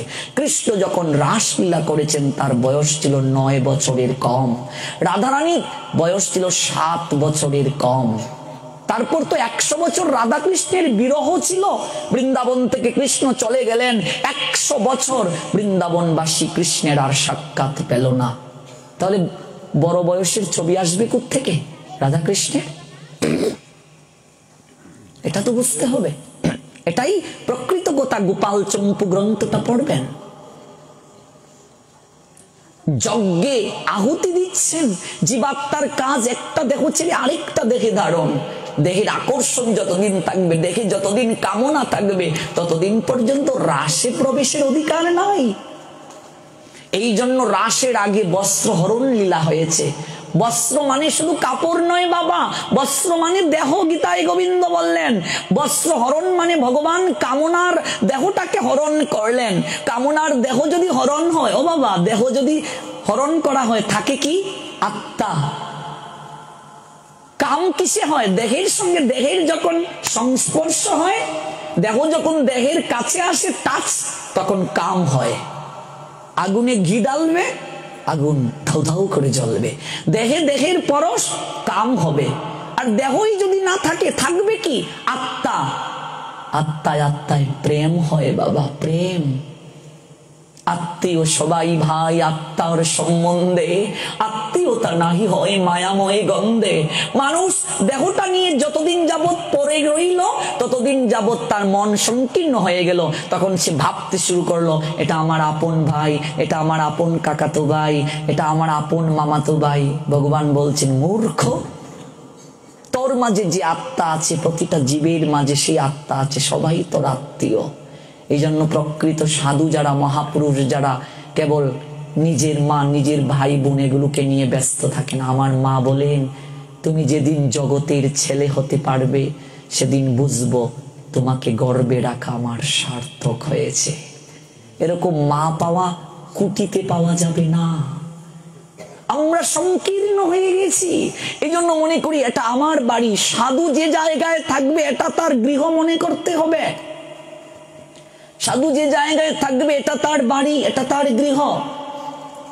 এই ভাব যাদের আসবে না তাদের কৃষ্ণ প্রাপ্তি হবে না। এত সহজ কৃষ্ণ প্রাপ্তি হওয়া, এত সহজ বৈষ্ণব হওয়া। আমার কথা বলি, আমি আজও মানুষই হতে পারিনি, তারপর না ভক্ত, তারপর না বৈষ্ণব। কেবল চেষ্টা করছি বাবা, অনুশীলন করছি। যদি কোনো এক জন্মে আপনাদের মতো মহতের কৃপায় কৃষ্ণ ভক্তি লাভ করতে পারি, চেষ্টা করছি, চেষ্টার তো বিকল্প নেই। পূর্বজন্মে কিছু করে এসেছিলাম। গীতার ভাষ্য মতে ভগবান বলছেন অর্জুনকে ছিন্ন মেঘের মতো আকাশে ঘুরে বেড়াবে না, পরবর্তী জন্মে আমি তাকে সুযোগ দেব। যে কারণে একজন কৃষ্ণ ভক্তিমতী মায়ের গর্ভে জন্ম নিতে পেরেছি। আর এই জন্মে এই বয়স থেকে শুরু করছি। আমার বয়সী কত ছেলেরা ইফটিজিং করে, মদ খায়, গাঁজা খায়, আর আমরা এই বয়সে প্রচার করছি সমস্ত কিছু বিসর্জন দিয়ে জগতের কল্যাণের জন্য। আমাদের তো বউ নেই, বাচ্চা নেই যে আমরা টাকা নিয়ে ব্যাংক ব্যালেন্স করব, তারা খাবে। সমস্ত কিছু বিসর্জন জগতের কল্যাণের জন্য। মহন্তের স্বভাব হয় তাড়িতে পামর, নিষ্কার্য নাই তবু যায় পরের ঘর।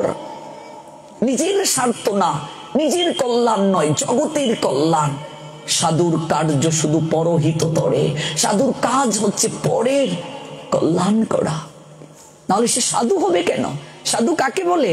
সয়াকার সা ধয় রসুকার ধু সাধু সমানে সমুদ্র, হা মানে আবর্জনা। যাহার নিকটে আসলে, যাহার পরশে আসলে হৃদয়ের আবর্জনা ধুয়ে পরিষ্কার হয়ে যায়, তাকে সাধু বলে। সাধু। জয় জয় শ্রী রাধে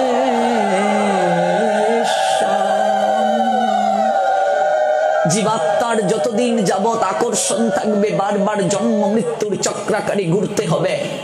অন্য ধর্মের লোকেরা বলে, গো তোমরা কি গো এই দেহটাকে তোমরা জীবিত অবস্থায় এত মরিয়ে ঘষিয়ে রেখেছ, দেহটাকে আগুনে পুড়িয়ে দাও। হ্যাঁ, আরে দেহ থেকে আত্মা চলে গেলে তো দেহের মূল্যই নেই, কয়েক ঘন্টা পরে পচে দুর্গন্ধ বের হবে। আমরা সনাতনীরা দেহ নিয়ে পড়ে থাকি না, আমরা সনাতনীরা বিশ্বাস করি দেহের মাঝে ভগবানের অংশ আত্মা রূপে আছেন। এই জন্য আমরা একে অপরের সঙ্গে দেখা হলে নমস্কার বলি। আমরা বিশ্বাস করি প্রত্যেকটা জীবের হৃদয়ে ভগবান বাস করেন। জীবকে কষ্ট দেওয়া মানে ভগবানকে কষ্ট দেওয়া। এটা সনাতনীদের সর্বোৎকৃষ্ট সহমর্মিতা, এটা সনাতনীদের সর্বোৎকৃষ্ট উদারতা। পৃথিবীর আর কোন ধর্ম এতটা উদার নয়, পৃথিবীর আর কোন ধর্ম এতটা শ্রেষ্ঠ নয়। সনাতন ধর্ম যতটা শ্রেষ্ঠ। মূর্খের মতো জড় দেহের এই খাঁচাটিকে নিয়ে আমরা কি করছি? পড়ে আছি, অথচ ভুলে গিয়েছি এই কাঁচার ভেতর যে পাখি আছে, ওই পাখিটাকে একটা দিনের জন্য হলেও কৃষ্ণ নামের বুলি শেখাতে পারলাম না।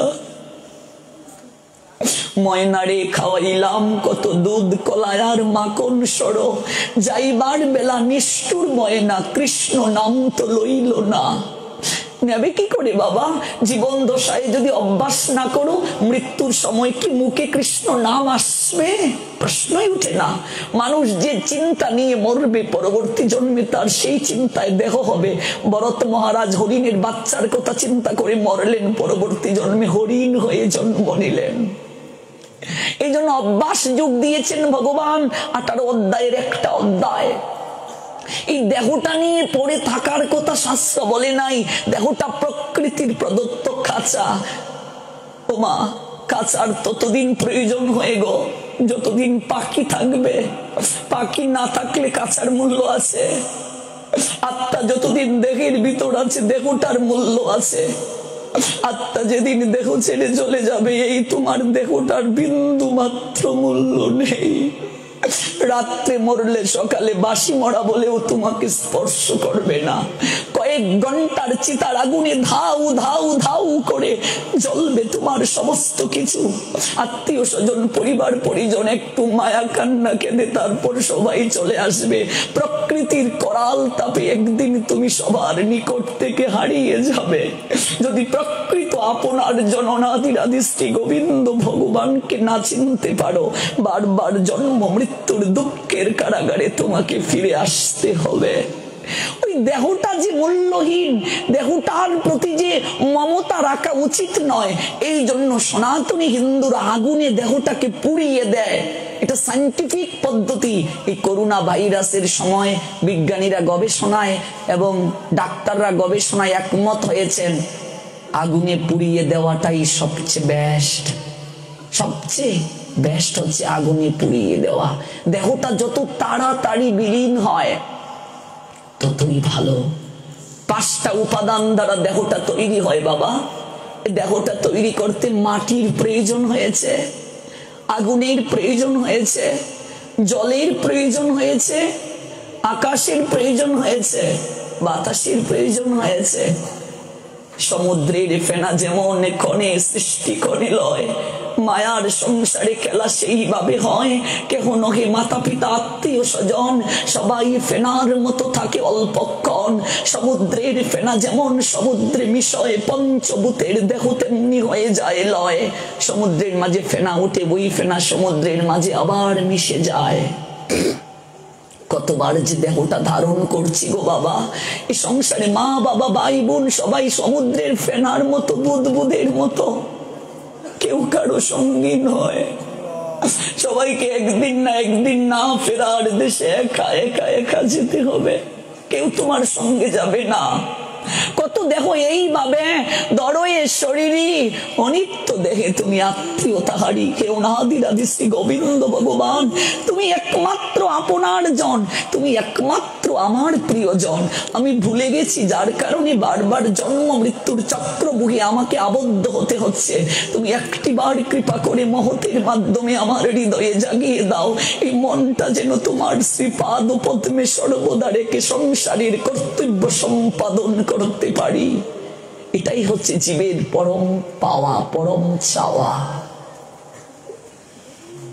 পাঁচটা উপাদানে দেহ তৈরি, ওই পাঁচটা উপাদানে দেহটাকে মিশিয়ে দেওয়া, যজ্ঞের মাধ্যমে আহুতি দেয়া হয়। আম্রপত্রে ঘৃত স্পর্শ করে শক্ত প্রদক কিনে দিয়ে মুখের মাঝে প্রথম আগুন দেয়া হয়। আচ্ছা বলুন তো, শরীরের এত অঙ্গ প্রত্যঙ্গ থাকতে মুখের মাঝে কেন আগুনটা প্রথম দেয়া হয়? কখনো কি ভেবেছি আমরা কষ্ট করতে গিয়ে মুখে কেন আগুন দেব? যে ছেলেটি প্রথম তোমায় ডেকেছিল পিতা, শ্মশান ঘাটে সেই ছেলেটি জাল বেড়ে তোর চিতা। মানুষ তিন প্রক্রিয়ায় পাপ করে। গতকাল একটা প্রসঙ্গে বৈষ্ণব তত্ত্বে উল্লেখ করেছিলাম, তার মধ্যে একটা পাপ হচ্ছে বাচিক পাক। বাবা, মানুষ বাক্য দ্বারা পাপ করে। এই জগতে যত বেশি পাপ হয়, অঘটন হয় কথার দ্বারা। কথা, এই কথার মাধ্যমে শত্রু বন্ধু হয়, বন্ধু শত্রু হয়। এই কথার মাধ্যমে কত সংসার ভাঙ্গে, এই কথার মাধ্যমে যুদ্ধ হয়, এই কথার মাধ্যমে শান্তি হয়। বাক্য যদি কেউ ঠিক মতো প্রয়োগ করতে পারে, কথাটা যদি কেউ ঠিক মতো বলতে পারে, জগতে সে পরম শান্তি পাবে। রূপ গোস্বামী পাদ উপদেশ অমৃত গ্রন্থে বলছেন, বাচো বেগম, বাক্যের ব্যাগটা দমন করো, যত্র তত্র কথা বলা যাবে না, বুঝে কথা বলো। আজকে কুন্তী কথাটা না বুঝেই আদেশ দিয়ে দিলেন, মা একটা জিনিস নিয়ে এসেছি, 5 ভাই ভাগ করে নাও। নিয়ে আসলেন পাঞ্চাল কন্যাকে। মা জানলেন না, আদেশ দিয়ে দিলেন। যুধিষ্ঠির বলেন, মা কি করলে তুমি? যার আদেশ দেওয়ার অধিকার থাকে তার অজ্ঞান থাকার অধিকার থাকে না। আগে কথা বুঝতে হবে, তারপর বলতে হবে। বাঁচো বেগম, এই মুখ কেন দিয়েছেন ভগবান? ভগবানের কথাকে বলার জন্য। এই জিহ্বা দিয়েছেন ভগবানের প্রসাদ গ্রহণের জন্য। অথচ এই মুখ দিয়ে রাজনৈতিক কথা বলি, আন কথা বলি, গৃহের কথা বলি, বাড়ির কথা বলি, কত কথা বলি, মুখ দিয়ে কৃষ্ণ কথা বলি না। এই জিহ্বা দ্বারা কৃষ্ণ প্রসাদ আস্বাদন করি না, অকাদ্য কুকাদ্য আস্বাদন করি। এই জন্য এই মুখের মাঝে প্রথম আগুন দেয়া হয়। ভগবান দুজন দেবতাকে পরিশুদ্ধতার অধিকার দিয়েছেন, একজন অগ্নি দেবতা, একজন বরুণ দেবতা। আগুন যাকে স্পর্শ করে সেটা পবিত্র হয়ে যায়। বরুণ জলের দেবতা, জল যার অঙ্গে দেয়া হয় বাহ্যিকভাবে শুচি হয়ে যায়। মুখের মাঝে আগুন দিয়ে একটা মন্ত্র বলা হয়, হে অগ্নিদেব, জেনে না জেনে তিনি কোনো পাপ করেছেন, আপনি তাকে কৃপা করে দহন করুন। অগ্নিকে আমন্ত্রণ করে মুখে দেওয়া হচ্ছে। তারপর যজ্ঞ শুরু হয়ে গেল। অন্ত্যেষ্টি ক্রিয়া, অন্ত মানে শেষ, ইষ্টি মানে যজ্ঞ। প্রেমধ্বনি হরিধ্বনি করে যজ্ঞ শুরু হয়ে গেল। স্নান করে সবাইকে যেতে হবে শ্মশানে লাশ পুড়াতে। দাহ কার্য শেষের পর এসে স্নান করার প্রয়োজন নেই। কারো শরীরে যদি ময়লা পড়ে সেটা আলাদা কথা, তিনি পরিষ্কার হওয়ার জন্য স্নান করতে পারেন। কিন্তু আমি অপবিত্র, এই জন্য স্নান করতে হবে। আমি শ্মশান থেকে এসেছি, স্নান না করে ঘরে ঢুকতে পারবো না, এটা সম্পূর্ণ কুসংস্কার। আগেরকার দিনে শ্মশানগুলো এমন একটা জায়গায় ছিল, সেখানে প্রচুর ময়লা আবর্জনা থাকতো, যার কারণে অনেকে এসে স্নান করত। এবং আগুন দেয় কেন? আগুন যাকে স্পর্শ করে পবিত্র হয়। বিভিন্ন ভাইরাস ব্যাকটেরিয়া থাকতে পারে ময়লার মাঝে, এই জন্য আগুন পোহানো হয়। কিন্তু বর্তমানে ইলেকট্রিক চুলা পর্যন্ত আবিষ্কৃত হয়েছে, শ্মশান ঘাট সুন্দর করে হয়েছে, শ্মশানে মন্দির পর্যন্ত হয়েছে। কাজে এটা কুসংস্কার যে স্নান না করে ঘরে ঢুকা যাবে না, স্নান করে শ্মশানে যেতে হয়। নতুন কাপড় তা যদি না পাও, ধোয়া কাপড় সবচেয়ে উত্তম, ধুতি পরে সবাইকে শ্মশান বন্ধু, ওদেরকে অন্তিমের বন্ধু বলে। রাধারানীর প্রসঙ্গে ছিলাম না আমরা, অন্তিমের বন্ধু কারা?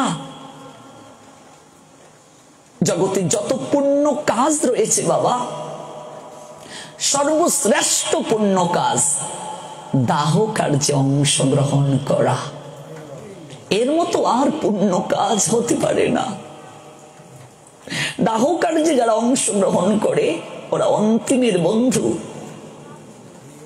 যারা তোমার দেহটাকে কাঁধে চড়িয়ে কৃষ্ণ নাম কীর্তন করে করে তোমাকে শেষ বিদায় জানায়, এর মতো আর পুণ্য কাজ হতে পারে না। আমাকে তোমাকে প্রত্যেককে একদিন এই মায়াময় সংসার ছেড়ে এমন করেই শেষ বিদায় নিতে হবে। জয় জয়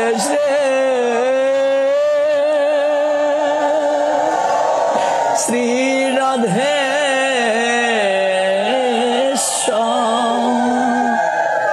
স্কন্ধে চাপিয়ে কৃষ্ণ নাম করে করে তোমাকে যারা শেষ বিদায় দেবে ওরাই হচ্ছে অন্তিমের বন্ধু। রাধারানী সখীদেরকে বলছেন, সখী রে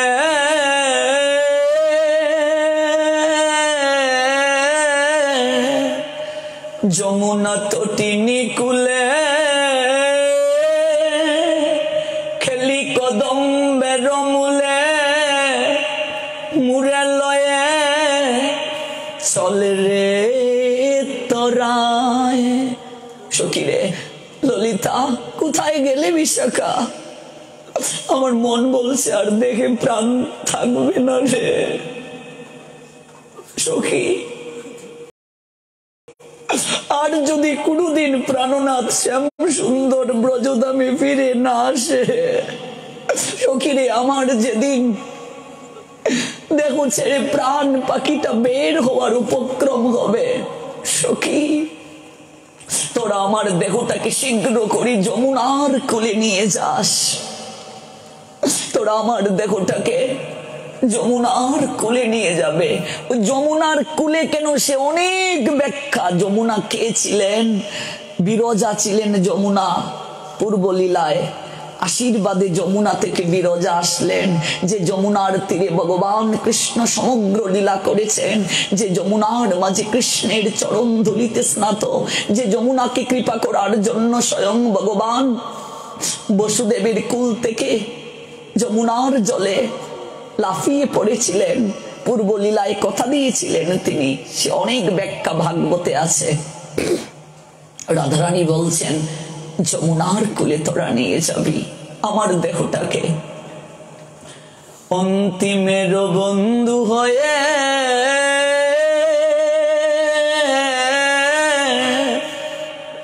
যমুনা মৃত্তিকা লয়ে সখী রে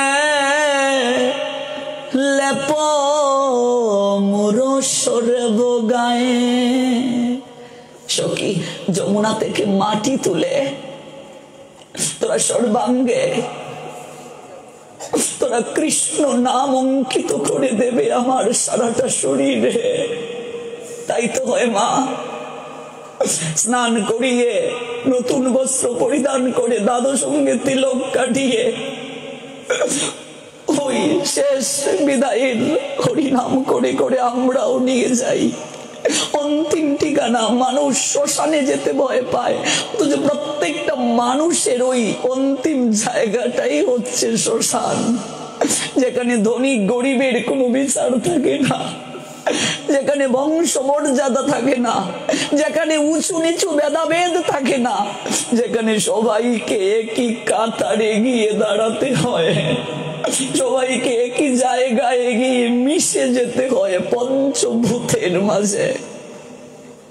অন্তিমের বন্ধু তারা যারা তোমার শেষের দিনে অন্তিমে তোমাকে হরিনাম করে তোমার ওই দেহটাকে যজ্ঞে নিয়ে যাবে আহুতি দেওয়ার জন্য। অন্তিমের বন্ধু হয়ে যমুনা মৃত্তিকালয়ে সখীগণ লেপ মোর সর্বগায়।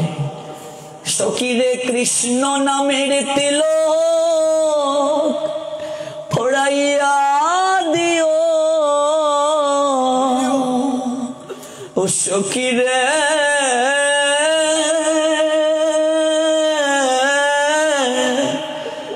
ললিতা আমার মরম সখী, সখীরে কৃষ্ণ নামের তিলক পড়াইয়া দিও। সর্বাঙ্গে যমুনার মৃত্তিকা নিয়ে কৃষ্ণ কৃষ্ণ কৃষ্ণ নাম লিখে দেবে। তারপর কি বলছেন? শ্যামনা মতো দুপুরে সখীরে লিখো সব সহচরী, তুলসী মঞ্জুরি দিও তাই। সর্বাঙ্গে শ্যাম নাম কৃষ্ণ নাম লিখে সখীরে আখি মূলে দুটি তুলসী পত্র দিও।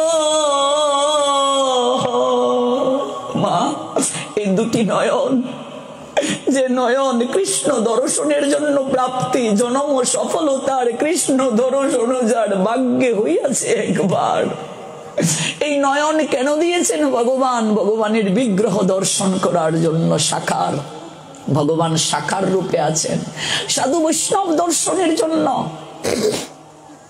অথচ এই নয়ন ভগবত বিগ্রহ দর্শন করলো না, সাধু বৈষ্ণব দর্শন করলো না, ভগবান দর্শনে বেকুল হলো না। এই নয়ন তুলসী দর্শন করলো না। প্রত্যেক দিন 9টা প্রক্রিয়ায় তুলসী সেবার মাঝে একটা দর্শন। অথচ দেখো, যে তুলসীর সেবা করি না, প্রণাম দেই না, পরিক্রমা করি না, কণ্ঠে মালা দেই না, ওই তুলসী পত্রই তোমার শেষের দিনে প্রথম নয়নে দেয়া হয়।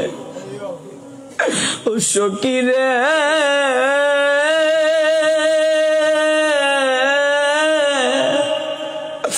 ললিতা আমার মরম সখী, সখীরে আখি মূলে দুটি তুলসী পত্র দিও। হগো আমারে বেষ্টন করি তোমরা সেদিন সবাই মুখে বলিও হরি হরি। ও সখীরে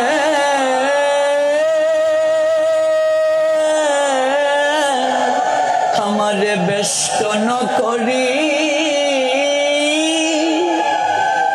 তোমরা সেদিন সবাই মুখে বলিও হরি হরি। যেদিন দেহ ছেড়ে প্রাণে চলে যায়, সখীরে কৃষ্ণ নামের ধ্বনি শুনাইয়া দিও। ও সখীরে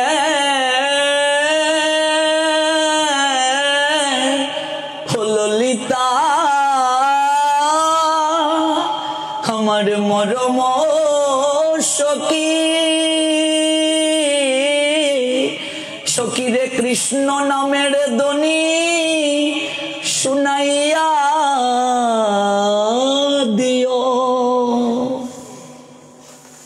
সখীরে কর্ণমূলে কৃষ্ণ নামের ধ্বনি আমায় শুনিয়ে দেবে। আমারে বেষ্টন করি তোমরা সেদিন সবাই মুখে বলিও হরি হরি। যেদিন দেহ ছেড়ে প্রাণ চলে যায়, অনুভবে আনো কথাগুলো। এই দিনটা প্রত্যেকের জীবনে আসবে গো। কি নিয়ে যাবো সেদিন ভেবেছ? পারের সম্বল করেছো বাবা? হরিদিন তো গেল, সন্ধ্যা হলো, পার করো আমারে। কিসে পার হয়? আমার এখনো মনে আছে, ছোটবেলা গ্রামে একজন মারা গিয়েছে, সিকি টাকা দিয়ে দিচ্ছে সঙ্গে কাঁচা পয়সা। আমি মাকে বললাম, ও মা, এগুলো কি গো? মা বলছেন, খেড়া পাড়া পাড়ের করি, আমাদের সিলেটি ভাষায় গুদারা বলে, নদিয়া পাড়ো পাড় পাড়া পাড়। আমি বলছি, এই টাকাটা তো শ্মশানেই পড়ে থাকবে, এটা দিয়ে কি করে নদী পাড়া পার হবে? তখন এই জ্ঞান হয়নি, মাও বুঝাতে পারেনি। আজ তো বুঝলাম বাবা, এই অর্থ করি এগুলো কখনো ভব নদী পাড়ের করি নয়। ওই বর্ডার পার হলে এই দেশের টাকা ওই দেশে চলে না, আর এগুলো তোমার ওই জায়গায় সঙ্গী হবে। শেষের সঙ্গী কি? কৃষ্ণ নাম। ওই নাম যারা সম্বল করতে পেরেছি আমরা, আমি আগে এসে ঘাটে রইলাম বসে, সে যে পিছে এসে আগে গেল, আমি রইলাম বসে। হরি, দিন তো গেল, সন্ধ্যা হলো, পার করো আমারে। আমার বয়সেও যদি ছোট হয় বাবা, ওই পারের সম্বল থাকে, পারের যদি করি থাকে, সে আমার আগে ঢ্যাং ঢ্যাং করে চলে যাবে। আর আমার করি যদি না থাকে, সম্বল যদি না থাকে, আমাকে গিয়ে বসে থাকতে হবে। ব্যাংকে যদি টাকা থাকে বাবা, একটা রোগ হলেও শক্তি থাকে মনে, অন্তত বিদেশে গিয়ে উন্নত চিকিৎসা করাতে পারবো। তারপরে যদি মারা যায়, সান্ত্বনা তো পেয়েছি, দেখিয়ে দিয়েছি। ওই হৃদয় ব্যাংকে যত বেশি নামের করি থাকবে, শেষের দিনে তত ভয় কম হবে, তত শক্তি পাবে মনে। পারের সম্বল হরিনাম, কৃষ্ণ নাম, এটাই হচ্ছে পারের সম্বল। আমার পারের সম্বল হরি তোমার নামটি কেবল, ও হরি হে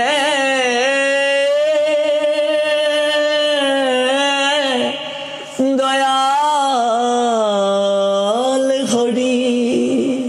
অথচ আমরা এখনো জপমালাই নেইনি।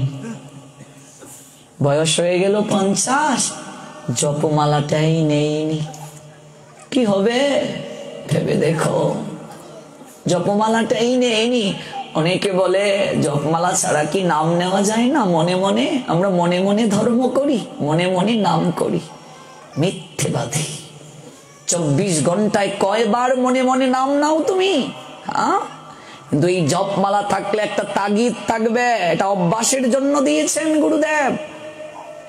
4 মালা যদি সংকল্প করো, আগো আমার জপ শেষ হয় না এখনো, এটা অভ্যাস। 8 মালা করলে, আমি 8 মালা এখনো করিনি গো, 16 মালা এখনো আমার শেষ হয়নি, এটা অভ্যাস। এগুলোই পরিপূর্ণ নয়। জপিতে জপিতে হবে প্রেম অঙ্কুর। ওই জপ করতে করতে তোমার অভ্যাস হবে। দেখো, মায়ের সঙ্গে সন্তানের সম্পর্কটা বেশি, অভ্যাস বেশি। সন্তান কত মা ডাকে, উচট খেলে বলে মা গো। ঠিক বলছি? তুমি যখন কৃষ্ণ নামের সঙ্গে অভ্যাস করবে, সম্পর্ক করবে, তুমি হুচট খেলেও কৃষ্ণ, এরকম যখন অভ্যাস করবে, যখন প্রাণ পাখি বের হবে, তখন যদি একবার কৃষ্ণ নাম মুখে এসে যায়, সঙ্গে সঙ্গে স্বয়ং ভগবান রথ নিয়ে এসে নিজে মাঝি হয়ে এসে তোমাকে উদ্ধার করে তার ধাম, পরম ধাম আনন্দ নিকেতন গোলক বৃন্দাবনে এসে নিয়ে যাবে। এটাই হলো বিষয়। এটা হচ্ছে অভ্যাস, এটা অভ্যাস যুগ। এর জন্য জপমালা নেওয়া, অভ্যাস করার জন্য। যারা নেইনি, আগামীকাল থেকে নাও। 4 মালা করেই যদি আমরা জপ করতাম, 4 মালা জপ করতে 30 মিনিট সময় লাগে। 4 মালা করেও যদি আমরা জপ করতাম, আজকে 50 বছর হলো, 4 মালা করে জপ করলে ভেবে দেখো, এই 50 বছরে এই ব্যাংকের মাঝে কত জমা হতো ভেবেছ? 4 মালা করেই করো, সংসারী মানুষ কত কাজ। 8 বছর বয়স থেকে জপমালা নেওয়ার কথা, একাদশী ব্রত করার কথা, কণ্ঠে মালা দেওয়ার কথা শাস্ত্র বলছে। 8 বছরের আগে আমাদের কোনো পাপ চিত্রগুপ্তের খাতায় লেখা হয় না। বয়স 8 হওয়ার পর সব কাউন্ট শুরু হয়ে যায়, গণনা শুরু হয়ে যায়। 8 বছর বয়স থেকে যদি 4 মালা করে জপ করতাম, আজকে 60 বছর 50 বছরে এসে কত জমা হতো ভেবে দেখো। আমরা ভজন কখন রেখে দেই? শরীর যখন ইনভ্যালিড হয়ে যায়। সরকার চাকরি থেকে অবসর দেয় 59 বছর বয়সে।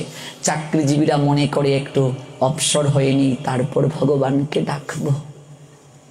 মায়েরা মনে করে বৌমার হাতে চাবিটা দিয়ে সংসার বুঝিয়ে দিয়ে তারপর ভগবানকে ডাকবো। ও মা, বৃদ্ধ বয়সে তোমাকে দেখার লোক রাখতে হয়, তুমি কি করে ভগবানের সেবা করবে?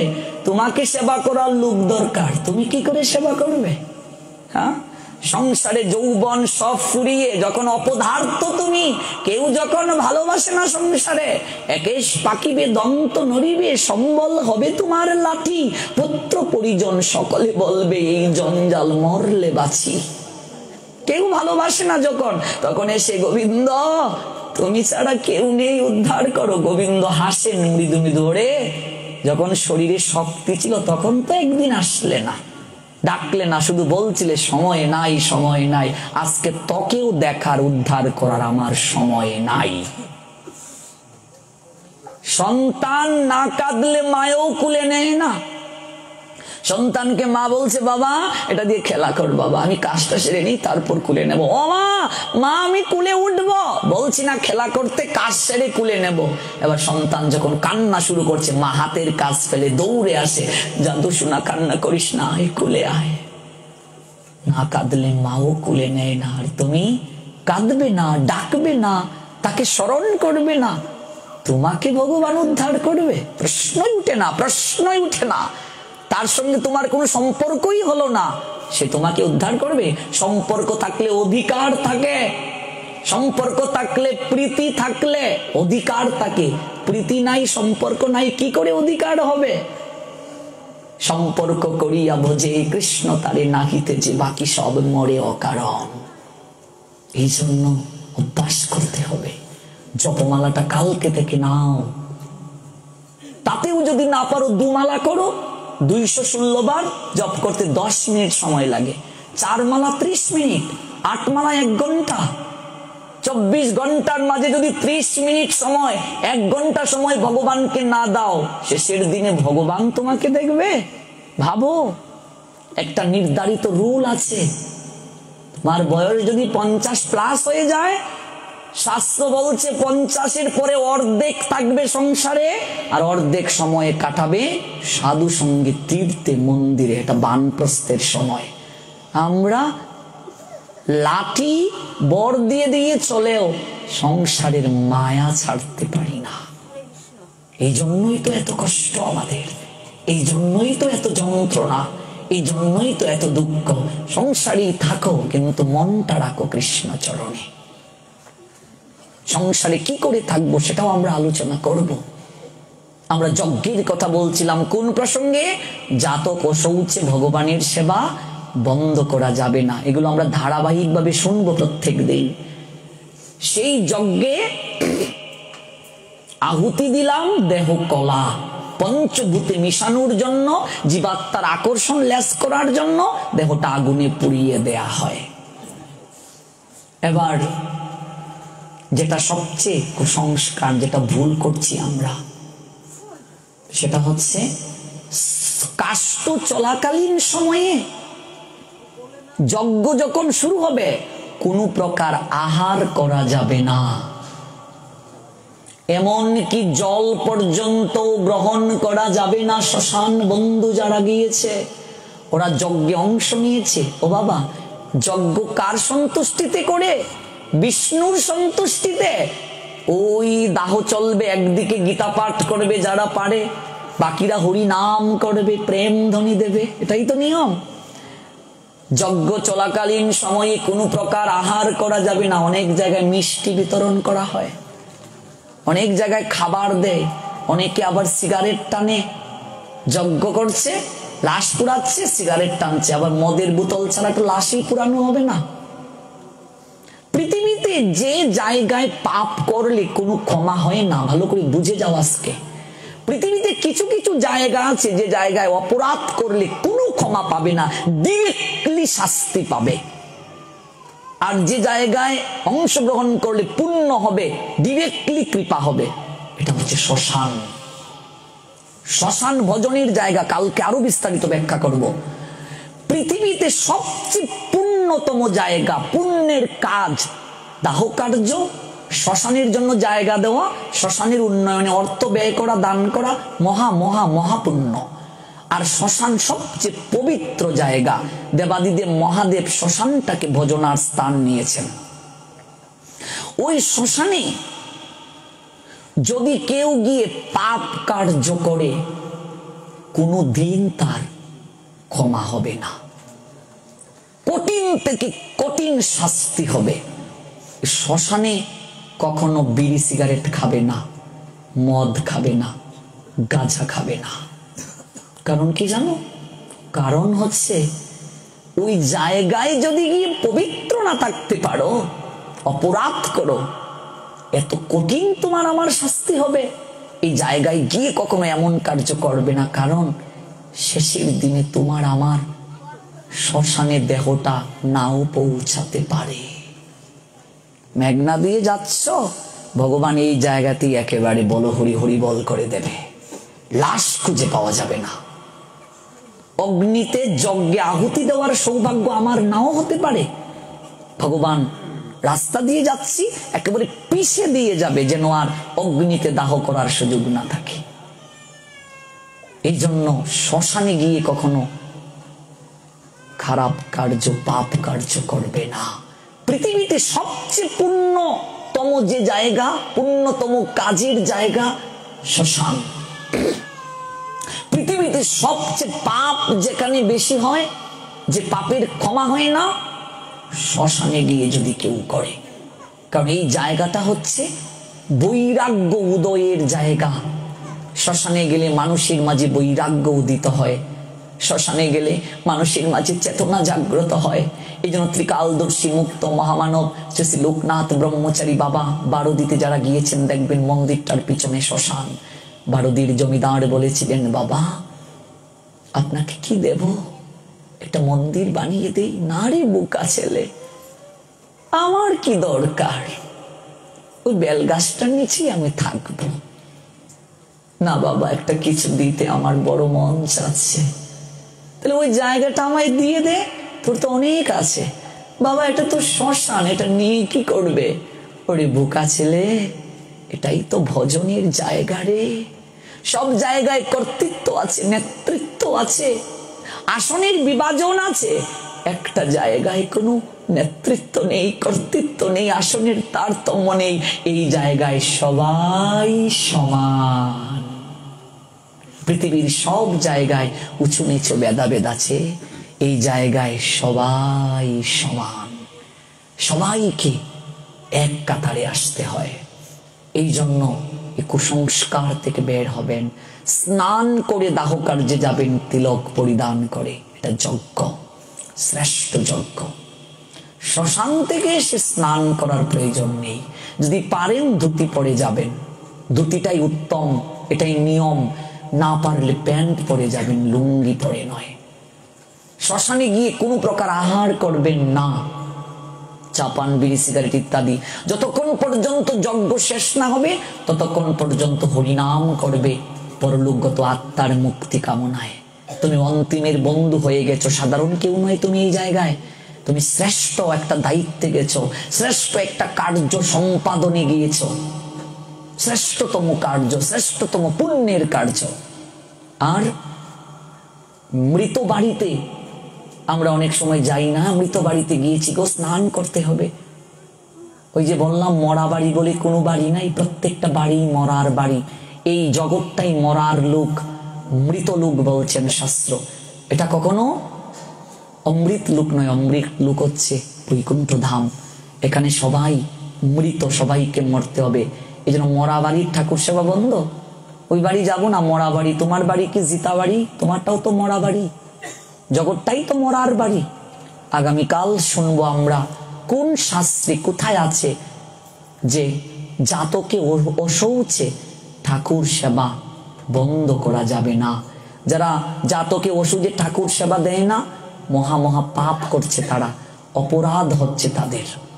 এবং কোন কোন কার্য অশৌচে করা যাবে, জাতকে অশৌচে কোন কোন কার্য করা যাবে না, এই বিষয়গুলো আমরা গৌর হরির কৃপা হলে আগামীকাল শ্রবণ করব। সবার মঙ্গল হোক, সবার কৃষ্ণ প্রেম ভক্তি লাভ হোক। নিতাই গো।